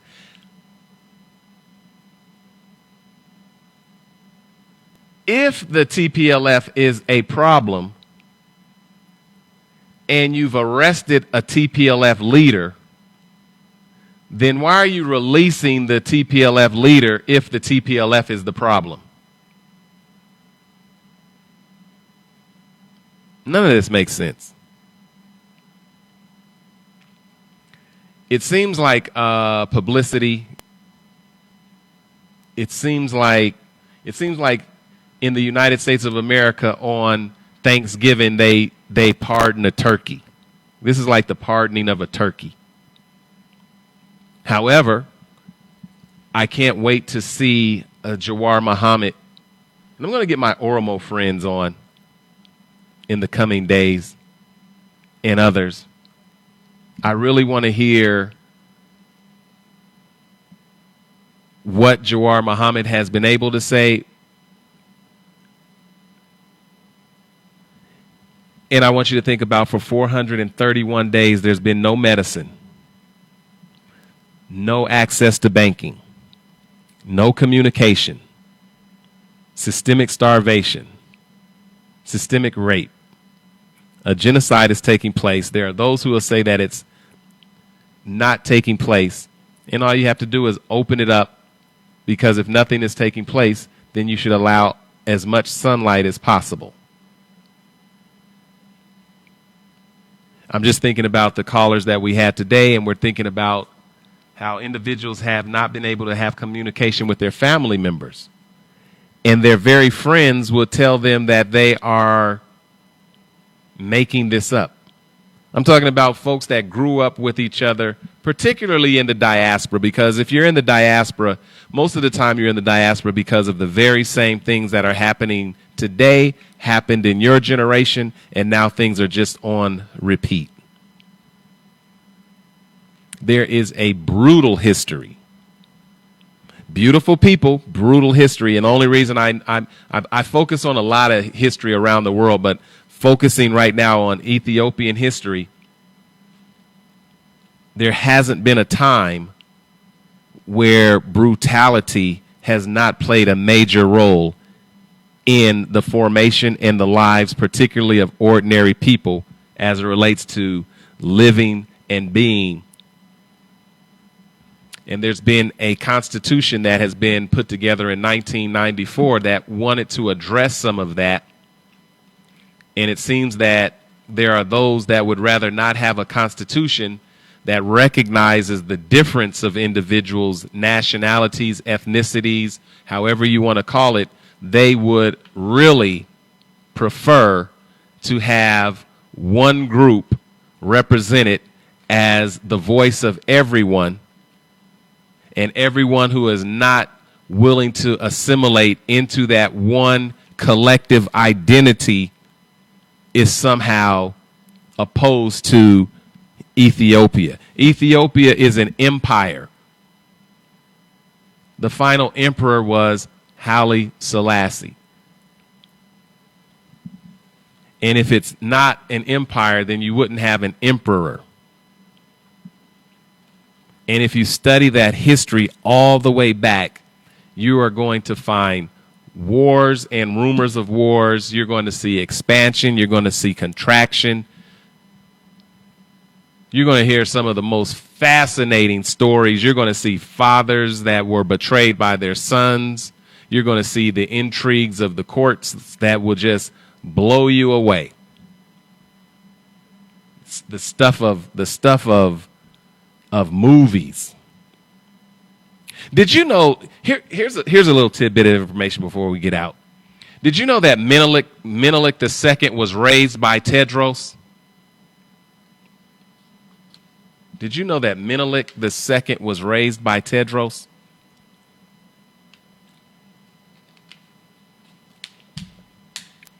Did you know that Menelik II was raised by Tedros? And the reason Menelik was able to have so much international understanding is because Tedros was surrounded by Europeans that were involved in then Abyssinia in a multitude of ways, even though he imprisoned them. Menelik, growing up, he was able to have access to all of those individuals. However, Menelik's father, and particularly his grandfather, was also involved with international relationships, particularly with the British. The first British interaction with Abyssinia was through Menelik's grandfather, who was the king of that particular area. It's called Shoa or Shua, depending on how you say it. Shoa, Shua. It's the South. It's the South that Pierre was talking about. And it's very interesting because Menelik's grandfather had two sons, and of course his father,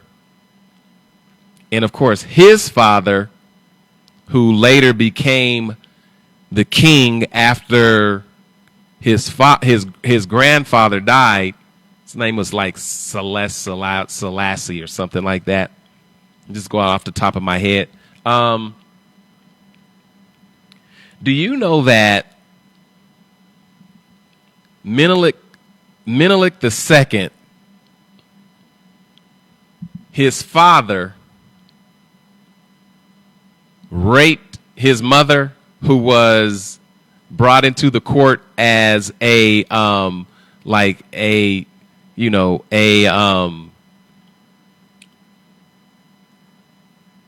like a caretaker, like of the two brothers. This would have been Menelik II's father and his uncle. His father raped his mother. This you look it up for yourself. Don't jump on me for telling this story. Like, just assume that it's not true.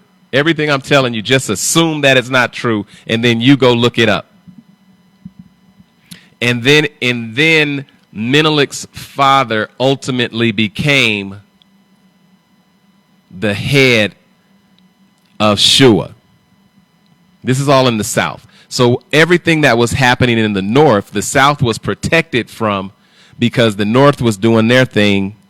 You know, we were talking about the Zamana Mesafint and the whole stuff with Yekonu Amlek and all of this. During the time in the South was relatively isolated, and they were just basically going to battle and annexing the Oromo territory. That's why you got Finfini, which becomes Addis Ababa.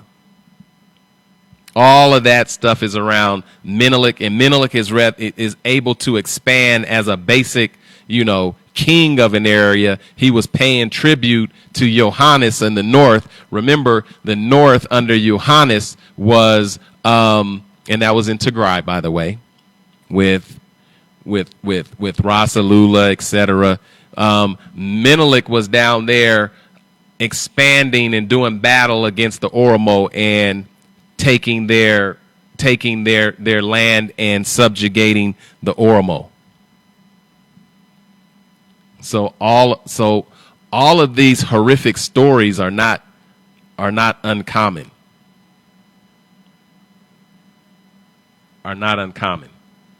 Here's some more information. Here's some more information that you might be interested in knowing. Did you know that Tedros, and in the South they call Tedros Terrible Tedros, like Terrible Tedros, the tyrant of the North, because Tedros was horrendous. Like, don't forget, he was able to overthrow the Shoan king and take his son Menelik and raise him up there on the Amba. He was able to raise Menelik after conquering the South, after conquering Shoa, but he was extremely brutal. This is Tedros. Do you know that when, and I won't even talk about the European advisors and all those folks. That's a different story. Do you know when Tedros, his wife, do you know when his wife died? Do you know that he eventually remarried? Did you know that he eventually remarried? And did you know that he married a Tagaru woman? Someone from the Tagaru elite? Did you know that Tedros married and had a son by a Tagaru woman? They're like, did you know that? I'm just giving you a tidbit of information. And she never held him in high regard because she knew that he was what they call shifta. He wasn't a part of nobility. He fought and bludgeoned his way to, become what's, the emperor. And that, I could go on. Do you know that Menelik also married one of Tedros's daughters? And when he fled, like when the conspiracy took place where Menelik II was, they had this big party and they got everybody drunk, and then also Tedros' son, who was in charge of the front gate, he left it unlocked and made it so the folks could exit, like he betrayed his dad because he never had a good relationship with his dad. And that's how Menelik II was able to get out of he was there for like a decade. He was able to get away from Tedros because they had a party, everybody got drunk, and then he was able to flee. Do you know like Tedros had this prison. What was her name? Wadalu or something like that. She was like a ruler over there. I don't know. Wallow over in that area. When Menelik escaped, do you know that Tedros looked over and saw him escaping because he was there. He was at the the Amba, the flat kind of mountain that was the treasury and the prison and all that stuff. Do you know that when Menelik II fled, Tedros had, and it was a woman. She was the ruler of the particular land. She had her son in prison, and when Menelik fled, he took like 20 or more of those prisoners and he cut off their hands and their feet. And one of them was the woman's son and threw him over the bridge. Over the cliff. Just threw him over the cliff. It was that brutal. And he said, well, since you're getting one son, you probably don't need this one. Tedros was hard. Tedros was hard. Like, go study Tedros. And I'm telling you, when I was in when I was in Gondor, so if you go to Gondor, when I was in Gondor, what you'll do is you'll see a big statue of Tedros. You'll see a big statue of Tedros, and he's got a sword in his hand. He's got just look it up. I've got a picture of it. I took a picture of it. One day I'll show you all my research. But right now we're saying stop the genocide in Tigray. Stop the genocide in Tigray. It's been 431 days. Tedros has a statue in Gondor. And if you go to Gondor, Gondor has these big castles. Like they are amazing, impressive castles. But anyway, and by the way, Tedros didn't build those. That's Fossilides. That's how you kind of say the name. It wasn't Tedros. Tedros didn't build any. Well, Tedros did build something. It's called, was it the Sestastopol? He made the Europeans build a big old cannon. Tedros enslaved Europeans.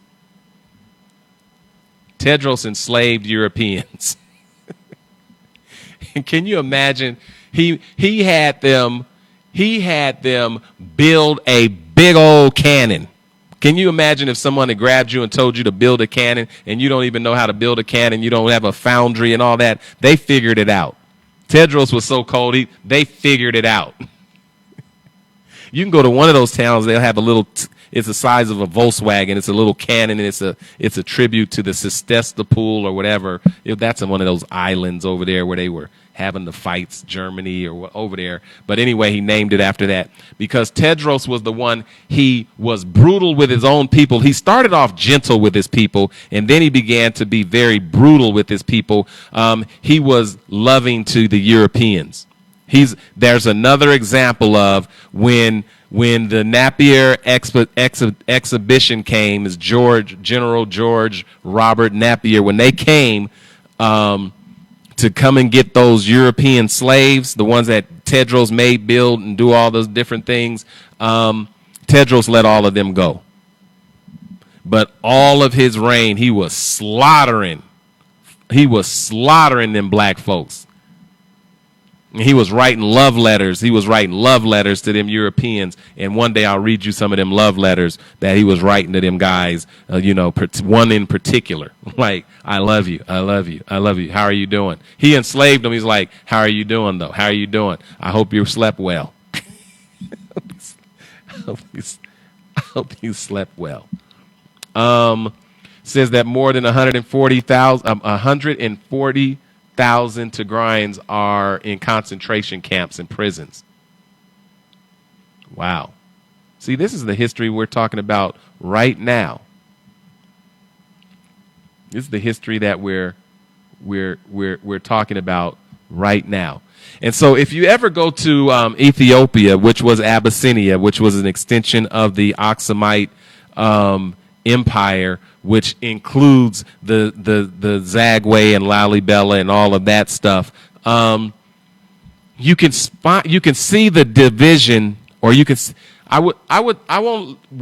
you can see the power plays, the power pushes, because when you get to certain towns, like for example, when you get up there by Gondor, you get over there in the Amhara area, you're going to see pictures of Tedros. I never saw any pictures of Tedros in Tigray. I never saw any pictures of Tedros like in the different airports and all the different places. When you fly into Aksum, you know what I mean? You fly into the holy city of Aksum and all of those different, you're not going to see a picture of Tedros. You're not going to see a big pictures of Tedros. You'll see a big picture of Johannes. Then when you get down, more down towards, Finfinny, or down in the south where Pierre was talking about, you get down towards Finfinny, which is called, Addis Ababa, which is Adidas.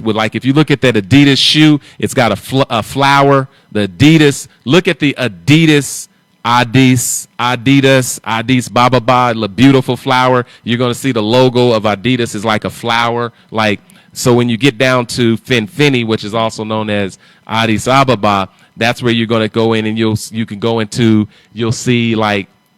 seeing Tatu, Betul, and you'll start seeing Menelik II, but you're not going to see Menelik II in Tigray. You're not going to see Menelik over there in Amhar. You can start seeing it once now, 431 days later, you can start seeing these different things. But Menelik was married to Tedros's daughter.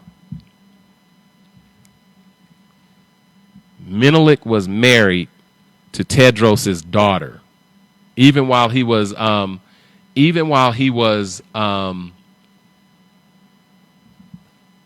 enslaved he was still raised as a son by Tedros. I know what you're asking. Well, what happened to Menelik's his grandmother and those individuals when Tedros came down and he overthrew Showa? How do you say it, Showa or Shua? I tend to say Shua.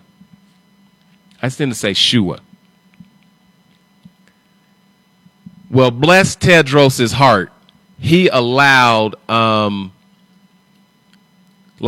Menelik's mother came with him. Tedros put Menelik in chains. Menelik was raised as a prince. Remember, he was raised as a prince. What did that mean? That meant that he was able to say the Psalms of David in Ge'ez by memory. Ge'ez, this is Ge'ez, it's not Amharic. It's like when folks say this is in Amharic, this is Ge'ez, it's not Amharic. He was able to say the Lord's Prayer in Ge'ez. He was able to learn how to swim, because remember, the swimming was a attribute of the elite. Even though all of those troops went and they had to cross all of those rivers, when they would go into battle, only the elite knew how to swim. So as a prince, he learned how to swim, and then he also learned the history, and it was the Amharic history. It was the Amharic history, and that's just basically going back. And when I tell you the Amharic history, there's like the elite, and then there's the peasants, and that's a whole different conversation. He was able to have the Amharic history, and that's basically the Solomonic story, the story of Solomon. The story of Solomon's son Menelik by Sheba. Queen Sheba is the central story as it relates to the Semitic-speaking individuals of what's known as Ethiopia, but it picks up at Yakunu Amlak, and all of the stuff in Tigray is basically erased. including the Zagwe Empire, all that stuff. They erased all of that out of the history. And that's why when you pick up the history, you're really just picking up the Amharic elite historical narrative. That's what you're picking up. Like when you listen to Ethiopian history, and even when you talk to Ethiopian scholars, remember those scholars did not exist until recently. Emperor Haile Selassie is the first one that began to have, and that's why you've got some of these individuals who are at these rallies and they're talking about Ethiopia and they're saying hands off. They're really the elite that were able to either get in the diaspora and receive a broader education outside of Ethiopia, or Emperor Haile Selassie blessed some of them to go and get foreign education, and they were supposed to come back in and build the country, or they were a part of these various levels of government, and there's over 100 titles, some of them Ra, some of them Dejazmuch, some of them a whole bunch of, Haile. A lot of those are titles, and you think that they're names, and so it's hard to follow these stories because some of them are crown names, when they became emperors. Some of them are their birth names, and some of them just have their father's surname. All of that stuff, it's hard for you to track the history. And so when you talk about the scholarship, a lot of individuals in Ethiopia who are scholars right now, they just started attending universities and they just started learning, and they've got to learn the Amharic traditions, which is the language of the courts, the culture of the court, all of those different things. You're really just studying the Amhara elite, and you're studying that history, and it picks up, and most of them don't even know that. Most of them don't even know that.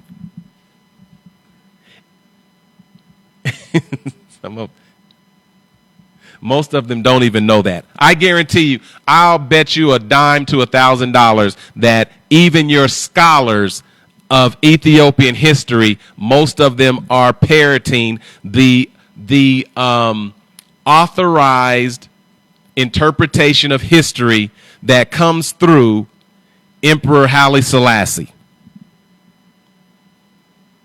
And it is basically the Amhara elite. You're not hearing the history of the Oromo. You're not hearing the history of Tigray. You're not hearing the history of the Afar. You're not hearing the history of the Gambella. You're not hearing the history of them southern nations. All of those are just gobbled together and shook together and so-called presented as Tigray, but it's just going to be Amharic. So most of those kings spoke Amharic, but guess what else they spoke? The ruling language and the dominant language at that time in terms of trade was Arabic. Many of them spoke more Arabic than they spoke Amharic, and I'm already telling you right now, they already told you that this is Amharic, but this is Ge'ez, and they don't even use this language anymore, because if you use this language, even if they taught you Ge'ez, then if you read the actual history of Ge'ez, it wouldn't line up to this current history talking about the Queen of Sheba, etc. I guarantee you the history of what you would call Nubia is a lot longer than the history that is espoused, which is 2022 years old right now. And that's why they don't want you to do anything with Ge'ez but to say that it is a liturgical language. A liturgical language. If it had something to do with King Ezana's language that was on those tablets that I told you about, they told you it's two tablets that I saw, probably many more. One in downtown, the holy city of Aksum, and then when you start leaving the holy city of Aksum, it shows all of the battles, the defeats, and it's written in multiple language, Greek, Ge'ez, some other languages, which proves that it was an international understanding of the world, and that is in Ge'ez, and that is not Amharic.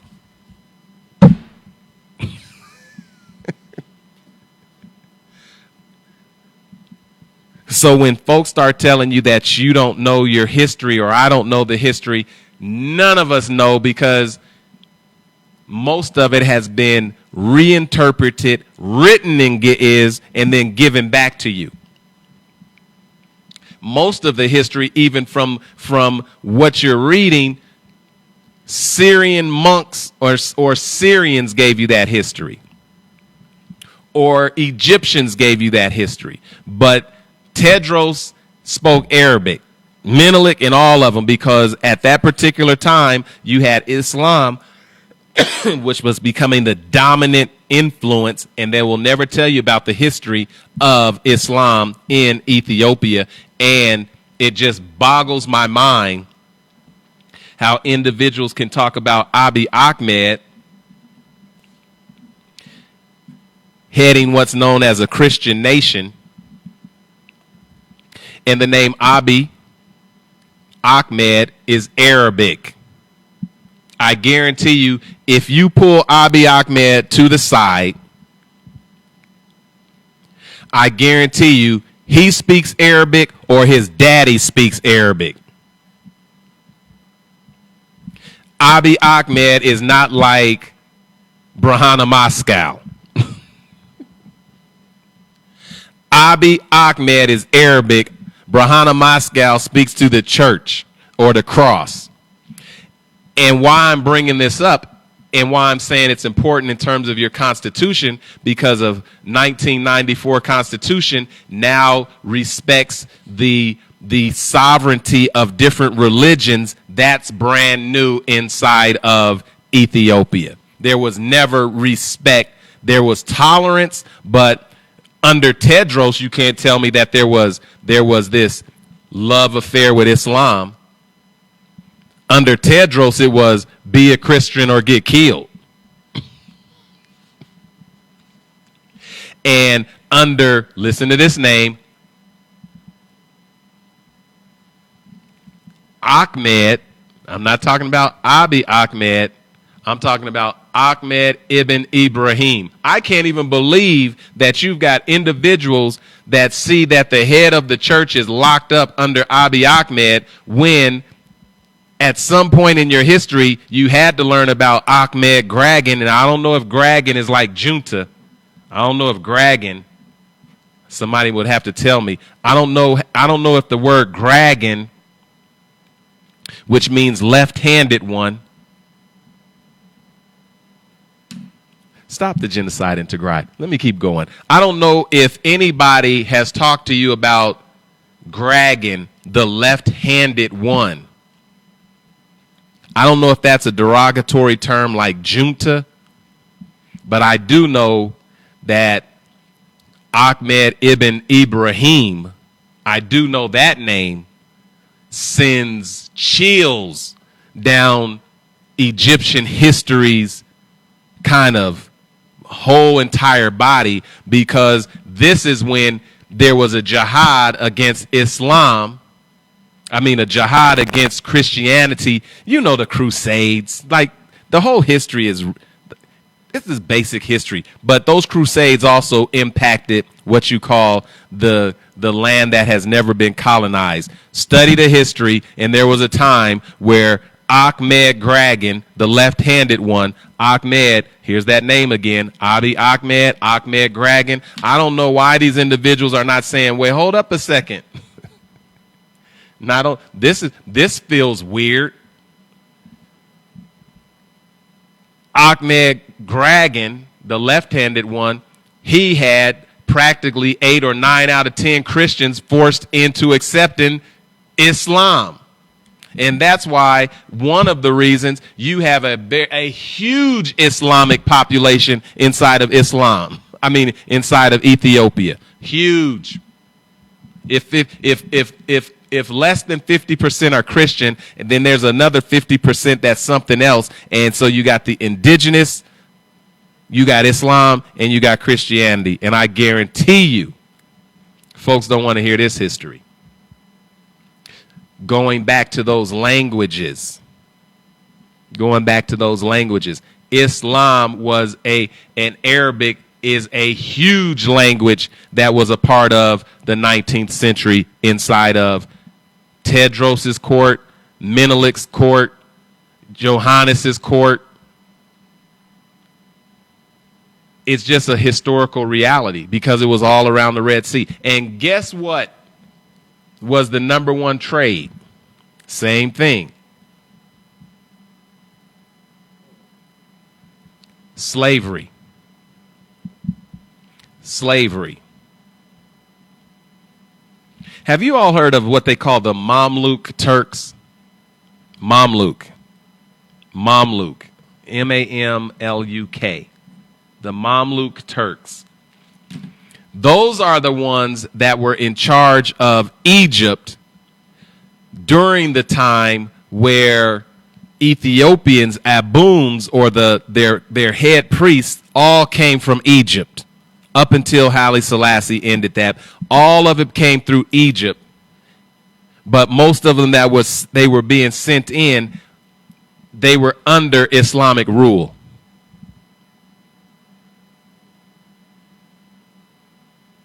I was going to tell you how Menelik's mom went with him and was incarcerated with Tedros.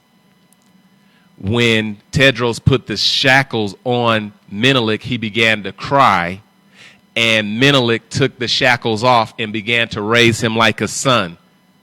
Menelik's grandmother, Tedros allowed to go to Jerusalem. Took her to the port, sent her to Jerusalem. But the point I'm making is this. All of this history is all interconnected, but most of it is not taught. Most of them don't know it. And if you want to find most of this history, guess where you can find it? All throughout Europe. All throughout Europe, particularly the British Museum.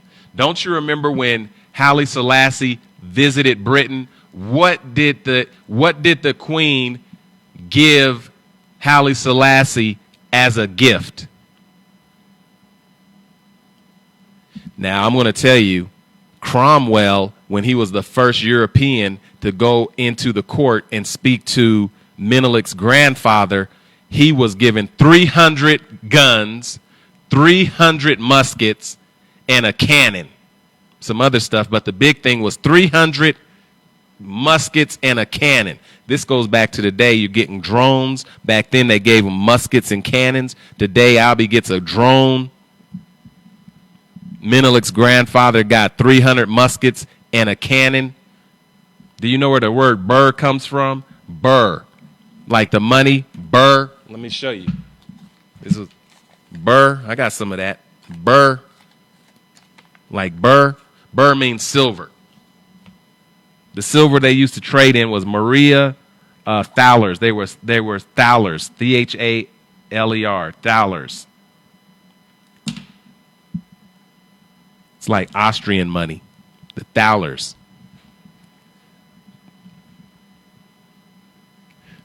So Menelik's mom gets to go to Jerusalem. Menelik's raised with Tedros.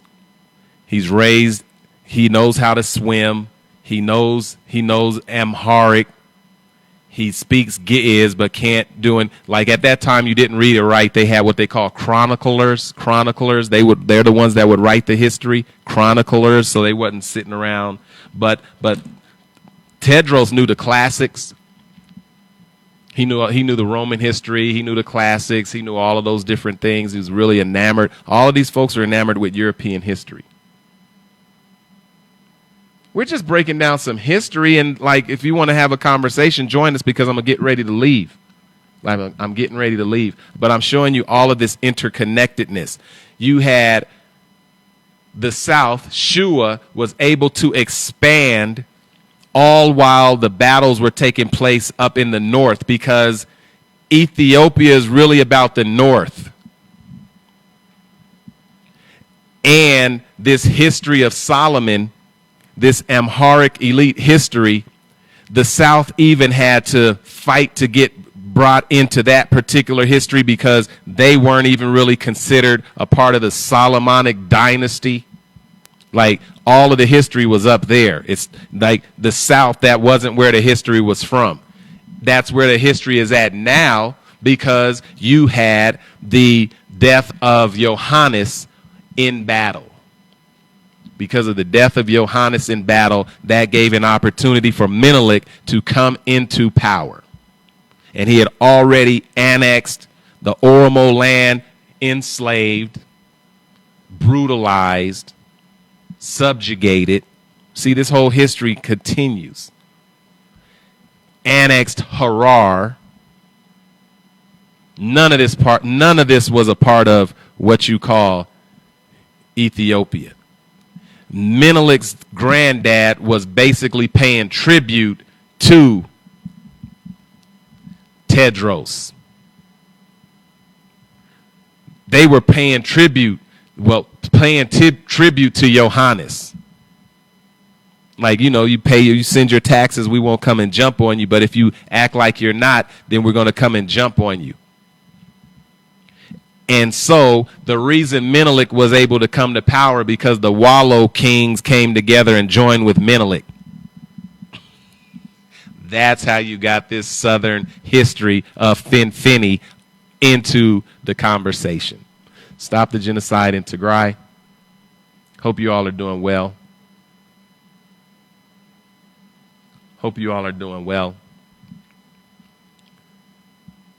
Shout out to the people, not the ones that are like benefiting from genocide, not the ones that are growing the food but don't have enough to eat, not the ones that speak a language but that's not their particular culture, not the ones who, don't know who they are, but they want to argue with folks who know who they are and tell them, if you're not, like, I don't know who I am, but if you don't join me as a garden variety Ethiopian, then you are somehow not Ethiopian. Nope, there are some Oromo who know they're Oromo. There are Afar that know they're Afar. There's Gambella that know they're Gambella. There's Tagaru who know they're Tagaru, so much so that they're saying, who are we, Tagaru?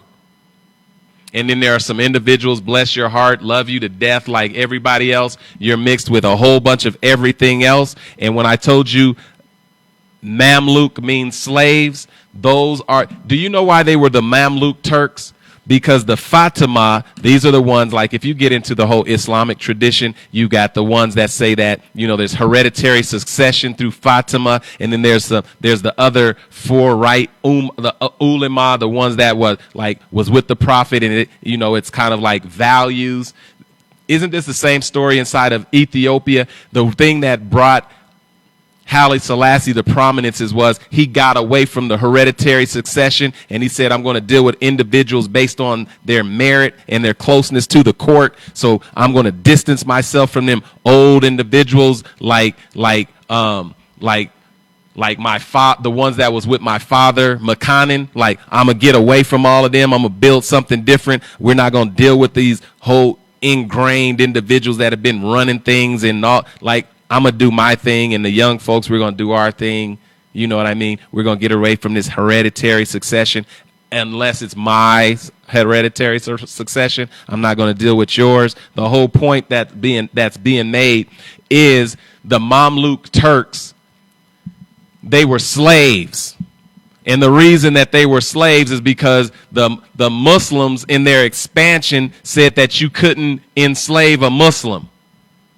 And so they enslaved the Turks because they weren't Muslims. Well, let me tell you a little secret. Let me tell you a little secret. Do you know what a lot of the Muslim leaders was doing to the Christian community inside of Ethiopia? They were enslaving them and buying them as slaves and justifying it because they said it's okay because they're not Muslims. And so when you get up into Massawa, you get up in all of these different places. See, some of you all just know about the transatlantic slave trade over there, like West Africa, the islands, the Americas, like the transatlantic. But you don't know anything about what was happening up there in the Red Sea and all them ports. Guess what they was trading? Slaves. Guess what the number one export was? Slaves. This might be hard to hear, but the brutality continues. And until we break this cycle, until we're all free, nobody's going to be free. Stop the genocide in Tigray. Gave you too much tonight. Won't give you any more. Do you know what Habasha means? Sometimes it says mixed. Sometimes it means slave. It's an Arabic word. Habasha. Sometimes it means mixed. Sometimes it means slave. It's an Arabic word. It comes from Abyssinia. And that's why some of the most powerful words you're hearing today is, who are we? Tagaru. Who are we? Tagaru. Who are we? Tagaru. Tagaru, first thing you do is take your mind back, and that's what you did by identifying your own self as yourself. We just had a conversation with individuals that were saying, Pierre said that he knows individuals that are incarcerated simply, and they're from the universities. Like, why are individuals being arrested, like, out of universities, out of communities, out of all these, like, what is the end game? What is the end game to genocide? Thank you all for tuning in. I'm going to go. Salamawit. It's always good to see you. It's wonderful to see you. Each and every one of you who know that this is about humanity. It's not about an ethnic group. It's not about a political party. And one day I'm going to get into the TPLF. One day we'll break down the history of the TPLF. Because inside of Ethiopia right now, and remember, I'm just saying Ethiopia in general, because the empire had historically been under emperors. And then when Haile Selassie was strangled and put under a toilet for 16 years, when Haile Selassie was strangled or smothered, when Haile Selassie was smothered with a wet pillow and buried under a toilet for 16 years, it was actually Zalditu who was poisoned. Did you know that the coming of leadership of Emperor Haile Selassie, well, first he was Rastafari. Did you know that he came into power based on a coup also? Did you know that there was a emperor by the name of Zalditu, and that was Menelek's daughter? Did anybody tell you that? Well, she, kind of got a tummy ache. Kind of just died, kind of like Meles Zenawi. How many of you raise your hand if you think Meles Zenawi just had just got sick and died? This history don't stop. This history doesn't stop. You are about to tell me that you think that Meles Zenawi, healthy, along with another handful of healthy African leaders, just got sick and died, like caught the flu and died, like Zalditu. Where you got these tyrants that live forever, like you got tyrants that have got their feet kicked up with all the Thowlers up there in Zimbabwe, like the Butcher, and you got individuals that are calling and telling me that Mengistu was a great man for Ethiopia. Like, they'll live forever. They'll be 1,000 years old. But you're going to tell me that Meles Zenawi just got sick. You're just going to tell me that Zalditu. Oh, some folks don't even know you had a woman emperor, like dual emperors. Like, you don't know that Rastafari came into power because of a coup. Didn't know that? Well, now you do. Look it up. Well, she just happened to get sick and die, and then all of a sudden the whole thing was settled, and so now we got an emperor. Oh, But by the way, you got to remember, when Mussolini decided to partner with the British and the French to betray Ethiopia and introduce fascism, you know, Mussolini didn't believe in any kind of a god, but do you know what he said? We're going to bring Islamic rulership back to Ethiopia. That's when Ijayusu got strangled. You know, did you know that Emperor Haile Selassie had him incarcerated, like had him in jail, like your Aboon is in jail right now? Haile Selassie had Ijayusu in jail. And when Mussolini came and started talking about we're going to bring Islam back into its rightful place and, you know, dividing the folks like across the religion, he got strangled. Strangled. See, if somebody would have just joined me and said that I'm making this up, I wouldn't give all this history. I would just listen to you. But, however, I'm going to tell you about something moving forward. Ethiopia has a constitution. It was implemented in 1994. So when folks talk about the TPLF, if you want to break that down, shall we talk about the TPLF and the EPLF? Or do you want to just do the TPLF tonight? Because I know that too. I'll end with the TPLF to show you how ungrateful you are as it relates to the ruling elite. I already just told you all of this history. Some of it's based on hereditary succession, and some of it's based on folks who said they were from the line of Solomon, like Tedros. But Tedros's Tigrayan wife knew he wasn't from nothing royal.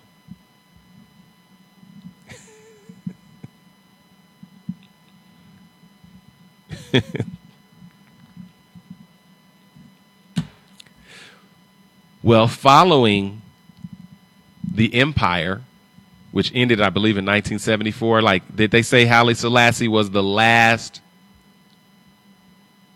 emperor? Like, he was the end of the Solomonic line? Like the longest continuous line through Solomon? And when I just told you that Tedros wasn't a part of that line, and most of them wasn't, that it was just like, we start to unpack this myth. Well, from there, you went into communism with the Derg, which means committee. And if you think junta means committee or unelected, whatever, that's what you had with the Derg. That didn't work out. And guess who was able to make sure that what you call Ethiopia didn't have to deal with that? It was this group called the TPLF. Then remember I told you the toughest folks, if you look up the toughest state in the world, if you Google it, you're going to get Tigray.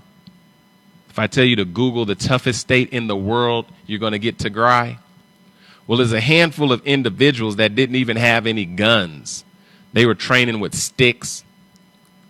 Then when they captured somebody, they'd get a gun. And they had women fighters too.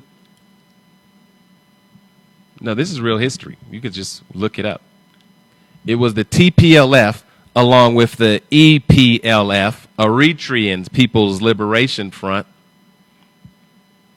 They're the ones that came by and was joined with other groups that overthrew the Derg or the committee. Did you know Isaias Afwerki was one of those individuals? Didn't know that? You know, Meles Zenawi and all of them. And also, there's someone who just got released, or they're going to release. Sebnat Nega. Sebnat Nega. If you look it up where it says that, if you look it up, it's going to say that Abiy Ahmed is releasing some political prisoners. One of those is Jawar Mohammed. It's from the Oromo community, who probably would have won an election had he not been incarcerated. And now that the election has been secured, he's going to get out. Sebnat Nega, do you know that the individual who's being freed from prison helped free Ethiopia from the Derg?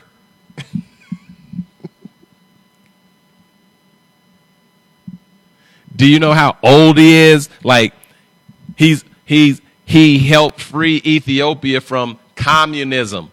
The Secretary General of the Workers' Party of Ethiopia. That was the title of Mengistu, by the way. Well, then, following the Derg, guess what you got? You got a constitution. In 1994, you got a constitution. Let me tell you something that the Constitution says, because we went over this the other night.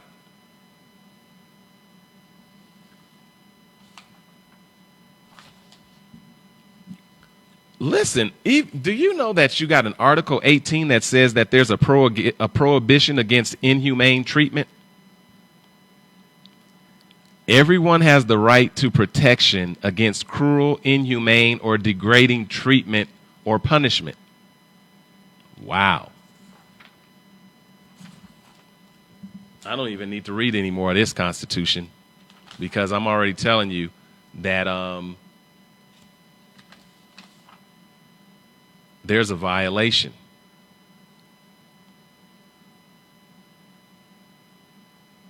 Wow. Did you know that in 1994 you came up with the human and democratic rights? Human rights are and freedoms emanating from the nature of mankind.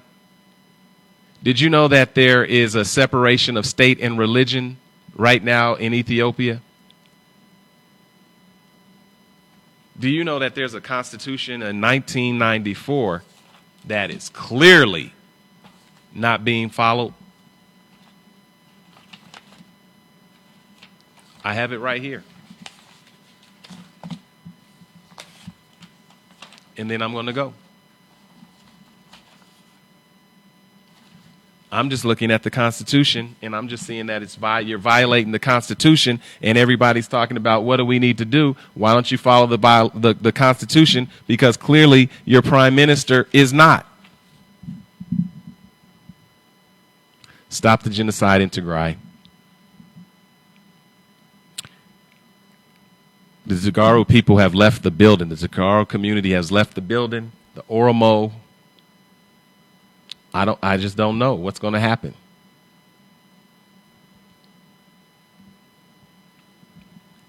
But I can tell you that Haile Selassie had annexed Eritrea.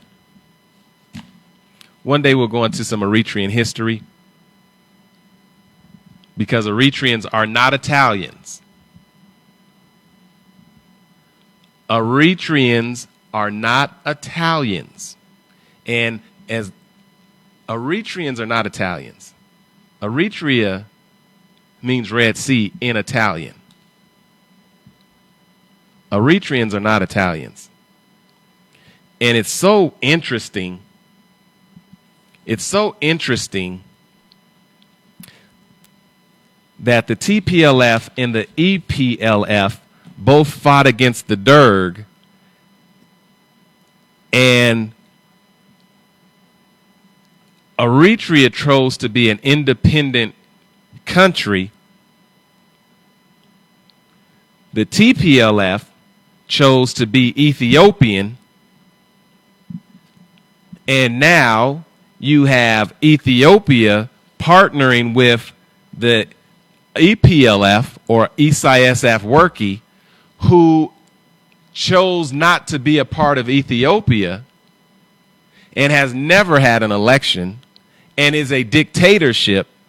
And you have Ethiopians who are partnering with Eritrean troops and forces under the leadership of Isaias Afwerki against the very individuals that worked to bring you democracy under the EPRDF.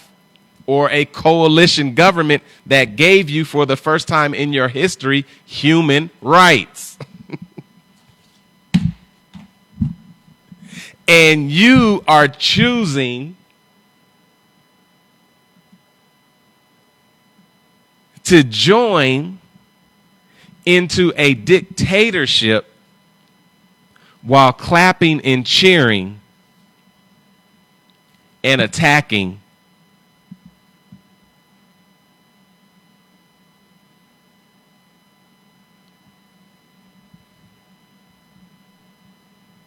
the Tigray people. It was the TPLF, for those who are just joining us and are just watching us, and then I'm leaving. And hopefully Mickey Tigray, Ndele, and Danny Tigray, hopefully Danny, and hopefully we'll be able to join tomorrow and have a deeper conversation on what this reconciliation and this release of political prisoners means. But clearly, my goal is to stop the genocide in Tigray. I know what it's about. And there's human rights abuses taking place, and right in the Constitution, it says that none of that is constitutional. And so right now, for those of you who are talking about one Ethiopia and Biden, stay away from Ethiopia, but you're with the United Arab Emirates and Turkey getting drones to destroy your own people and partnering with a foreign government that is a dictatorship. They have never had an election in 30 years and don't have an intention of doing it. And you would rather partner with them than to stand strong with your own countrymen and women. This is a great reason for the Tigray individuals to leave the building. Stop the genocide in Tigray. I hope you got something today. Don't take my word for anything that I said. You look it up for yourself. And trust me, you'll be rebuilding your history just like the world is rebuilding the history, because Ethiopia's history has been displaced throughout the diaspora. And there are those who have been perpetrating a false narrative, a myth that really represents the Amhara elite. And the Amhara elite are not the same as the Amhara peasants who are working the land. And most of you who are talking and or listening, and those of you who speak Amharic, that doesn't mean you're Amhara. If you do some digging, and I've talked to most of you say, my mother's this, my dad is this, my auntie's this, my uncle's that, I'm this, I'm that. And so, no, you are not Amhara. And it's okay. And for those of you who are Amhara,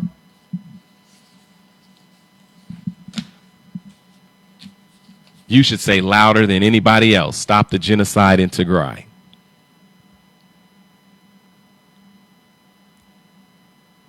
All right. Pray for Tigray, pray for Ethiopia, pray that whatever this release is leads to something productive. It's okay to have multiple states, nations, ethnic groups, etc., that work together as one collective. No one has to stop being who they are and meld into an elite historic narrative that just came about with Yakunu Amlek. Heck, just call it like, stop the genocide in Tigray. All right. With that being said, thank you for those of you who called in.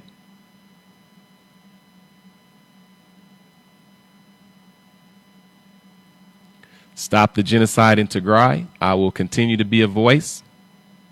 Trust me, I haven't even scratched the surface on the history I could share. Some of it folks aren't not even ready to hear. But I can tell you this, there's no Ethiopia without Tigray. There's no Palace of Queen of Sheba. The chants you share, the words you use from Yared. I've sat under the very tree where he composed those words. Ark of the Covenant, Stele Park. Heck, I can even show you the quarry that's got lion ancient carvings on the wall. All of that goes. But the main thing is the mind. When you take your mind back, there's nothing more powerful. So work it out. Learn to treat people with dignity and respect, and it's all embodied in your Constitution. You don't even have to make it up. All you have to do is follow it. And so right now, the moment Prime Minister Abiy Ahmed allowed a foreign government inside of Ethiopia to attack or even put their flag, their boots on the ground, he is guilty of treason. That's called treason. Anywhere in the world, that's called treason. If you go into partnership with a foreign government to attack your own people, that's called treason. So while you're allowing individuals to be freed on Christmas,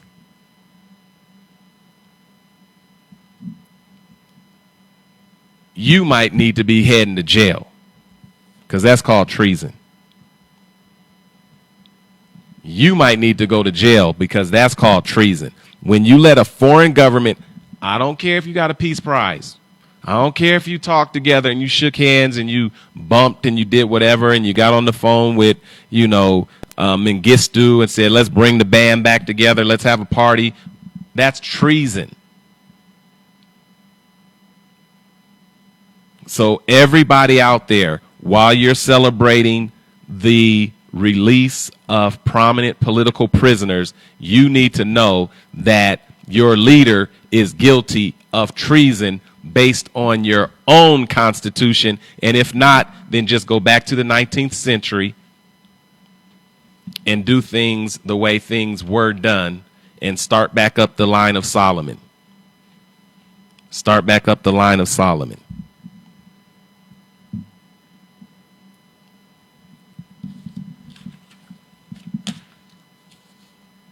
Stop the genocide in Tigray. And like I say, Tigray Tisser. Hopefully I'll be back tomorrow with Mickey Tigray, Indele, and Danny Tigray, Danny Primo. But someone should be held accountable for the systemic rape, the starvation. I didn't know why we were singing "We Are the World" that was systemic starvation. It never occurred to me that there was enough food to feed everyone. And there was. Stop the genocide.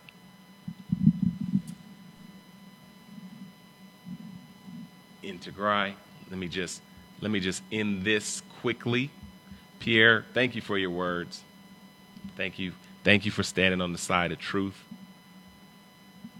Now the link is gone. You had an opportunity. Everybody had an opportunity to share. And if you notice, when you shine light, which is truth, the darkness goes away. Stop the genocide in Tigray. Allow humanitarian access! Allow humanitarian access! Abiy Ahmed to the ICC! Abiy Ahmed to the ICC! Abiy Ahmed to the ICC! Abiy Ahmed to the ICC! Reconnect Tigray! Reconnect Tigray! Reconnect Tigray! Reconnect Tigray! Reconnect Tigray! Reconnect Tigray! Over 20,000 young girls and women have been raped by Eritrean and Ethiopian military men because of the ongoing genocide. Out of the 6 million population of the Tigray region, 5.2 of them are facing a man-made famine. This is all because the dictator in Ethiopia wants to stay in power illegally and unconstitutionally. We, as a global citizens, have the power to come together and stop the suffering of the innocent people. We are here calling on the US government to impose targeted economic sanctions on Ethiopia and Eritrea, to impose arms embargo so that these genocidal forces do not continue to buy armaments and kill innocent people. You can join our social media movement by using the hashtag Tigray genocide on Twitter. You can also join our grassroots movement and lobbying efforts by talking to your senators and Congress people and pushing them to impose sanctions on Ethiopia and Eritrea. Sanction Ethiopia! Sanction Ethiopia! Sanction Ethiopia! Sanction Ethiopia! Sanction Ethiopia! Sanction Ethiopia! Isaias to the ICC! Isaias to the ICC! Isaias to the ICC! Isaias to the ICC! Drop food, not bombs! Drop food, not bombs! Drop food, not bombs! Drop food, not bombs! Drop food, not bombs! Drop food, not bombs! Drop food, not bombs! Drop food, not bombs! Drop food, not bombs! Drop food, not bombs! Drop food, not bombs! Drop food, not bombs! If I can't hear you, they can't hear you. Who are we? Takaru! Who are we? Takaru! Who are we? Takaru! What do we want? Peace! What do we want? Peace! What do we want? Peace! What do we want it? Freedom! What do we want it? No! What do we want it? No! Who are we? Takaru! Who are we? Takaru! Who are we? Takaru! What do we want? Peace! What do we want? Peace! What do we want? Peace! What do we want it? No! What do we want it? No! What do we want it? No! What do we want it? No! Stop the Tigray genocide! Stop the Tigray genocide! Stop the Tigray genocide! Stop the Tigray genocide! Stop the Tigray genocide! Stop the Tigray genocide! This is a peaceful protest against the ongoing state-sponsored genocide in Tigray, Ethiopia. For the past 9 months, the government of Ethiopia colluded with the government of Eritrea to bomb, rape, murder, massacre, and annihilate the Tigray people. Of the 6 million innocent civilians in Tigray, over 90% of the population is in need of emergency humanitarian aid. There's no food, no water, no gas, no electricity. The people are being annihilated in complete darkness. We've been fighting for 9 months on the street, but we can't do it alone. We need our allies and our outside communities to speak up on our behalf. We united together in the 80s when our people were starving, and we need to do it together again. The people have no food, no water, no aid. They've completely blocked access to the region, and the government of Ethiopia and Eritrea have weaponized hunger and rape as a means to further their own political agenda. We need to unite together and use our voice to bring an end to this. We've done it for the last 9 months, and we can't let up. Who are we? Who are we? Who are we? What do we want? What do we want? What do we want? What do we want it? I want justice! I want justice! I want peace! I want peace! We demand justice! We demand justice! We demand peace! We demand peace! Weaponized hunger is a crime! Weaponized hunger is a crime! Weaponized hunger is a crime! Weaponized hunger is a crime! Weaponized hunger is a crime! Weaponized hunger is a crime! Stop the war on Tigray! Stop the war on Tigray! Stop the war on Tigray! Stop the war on Tigray! Ethiopia is guilty of genocide! Ethiopia is guilty of genocide! Ethiopia is guilty of genocide! Ethiopia is guilty of genocide! Ethiopia is guilty of genocide! Ethiopia is guilty of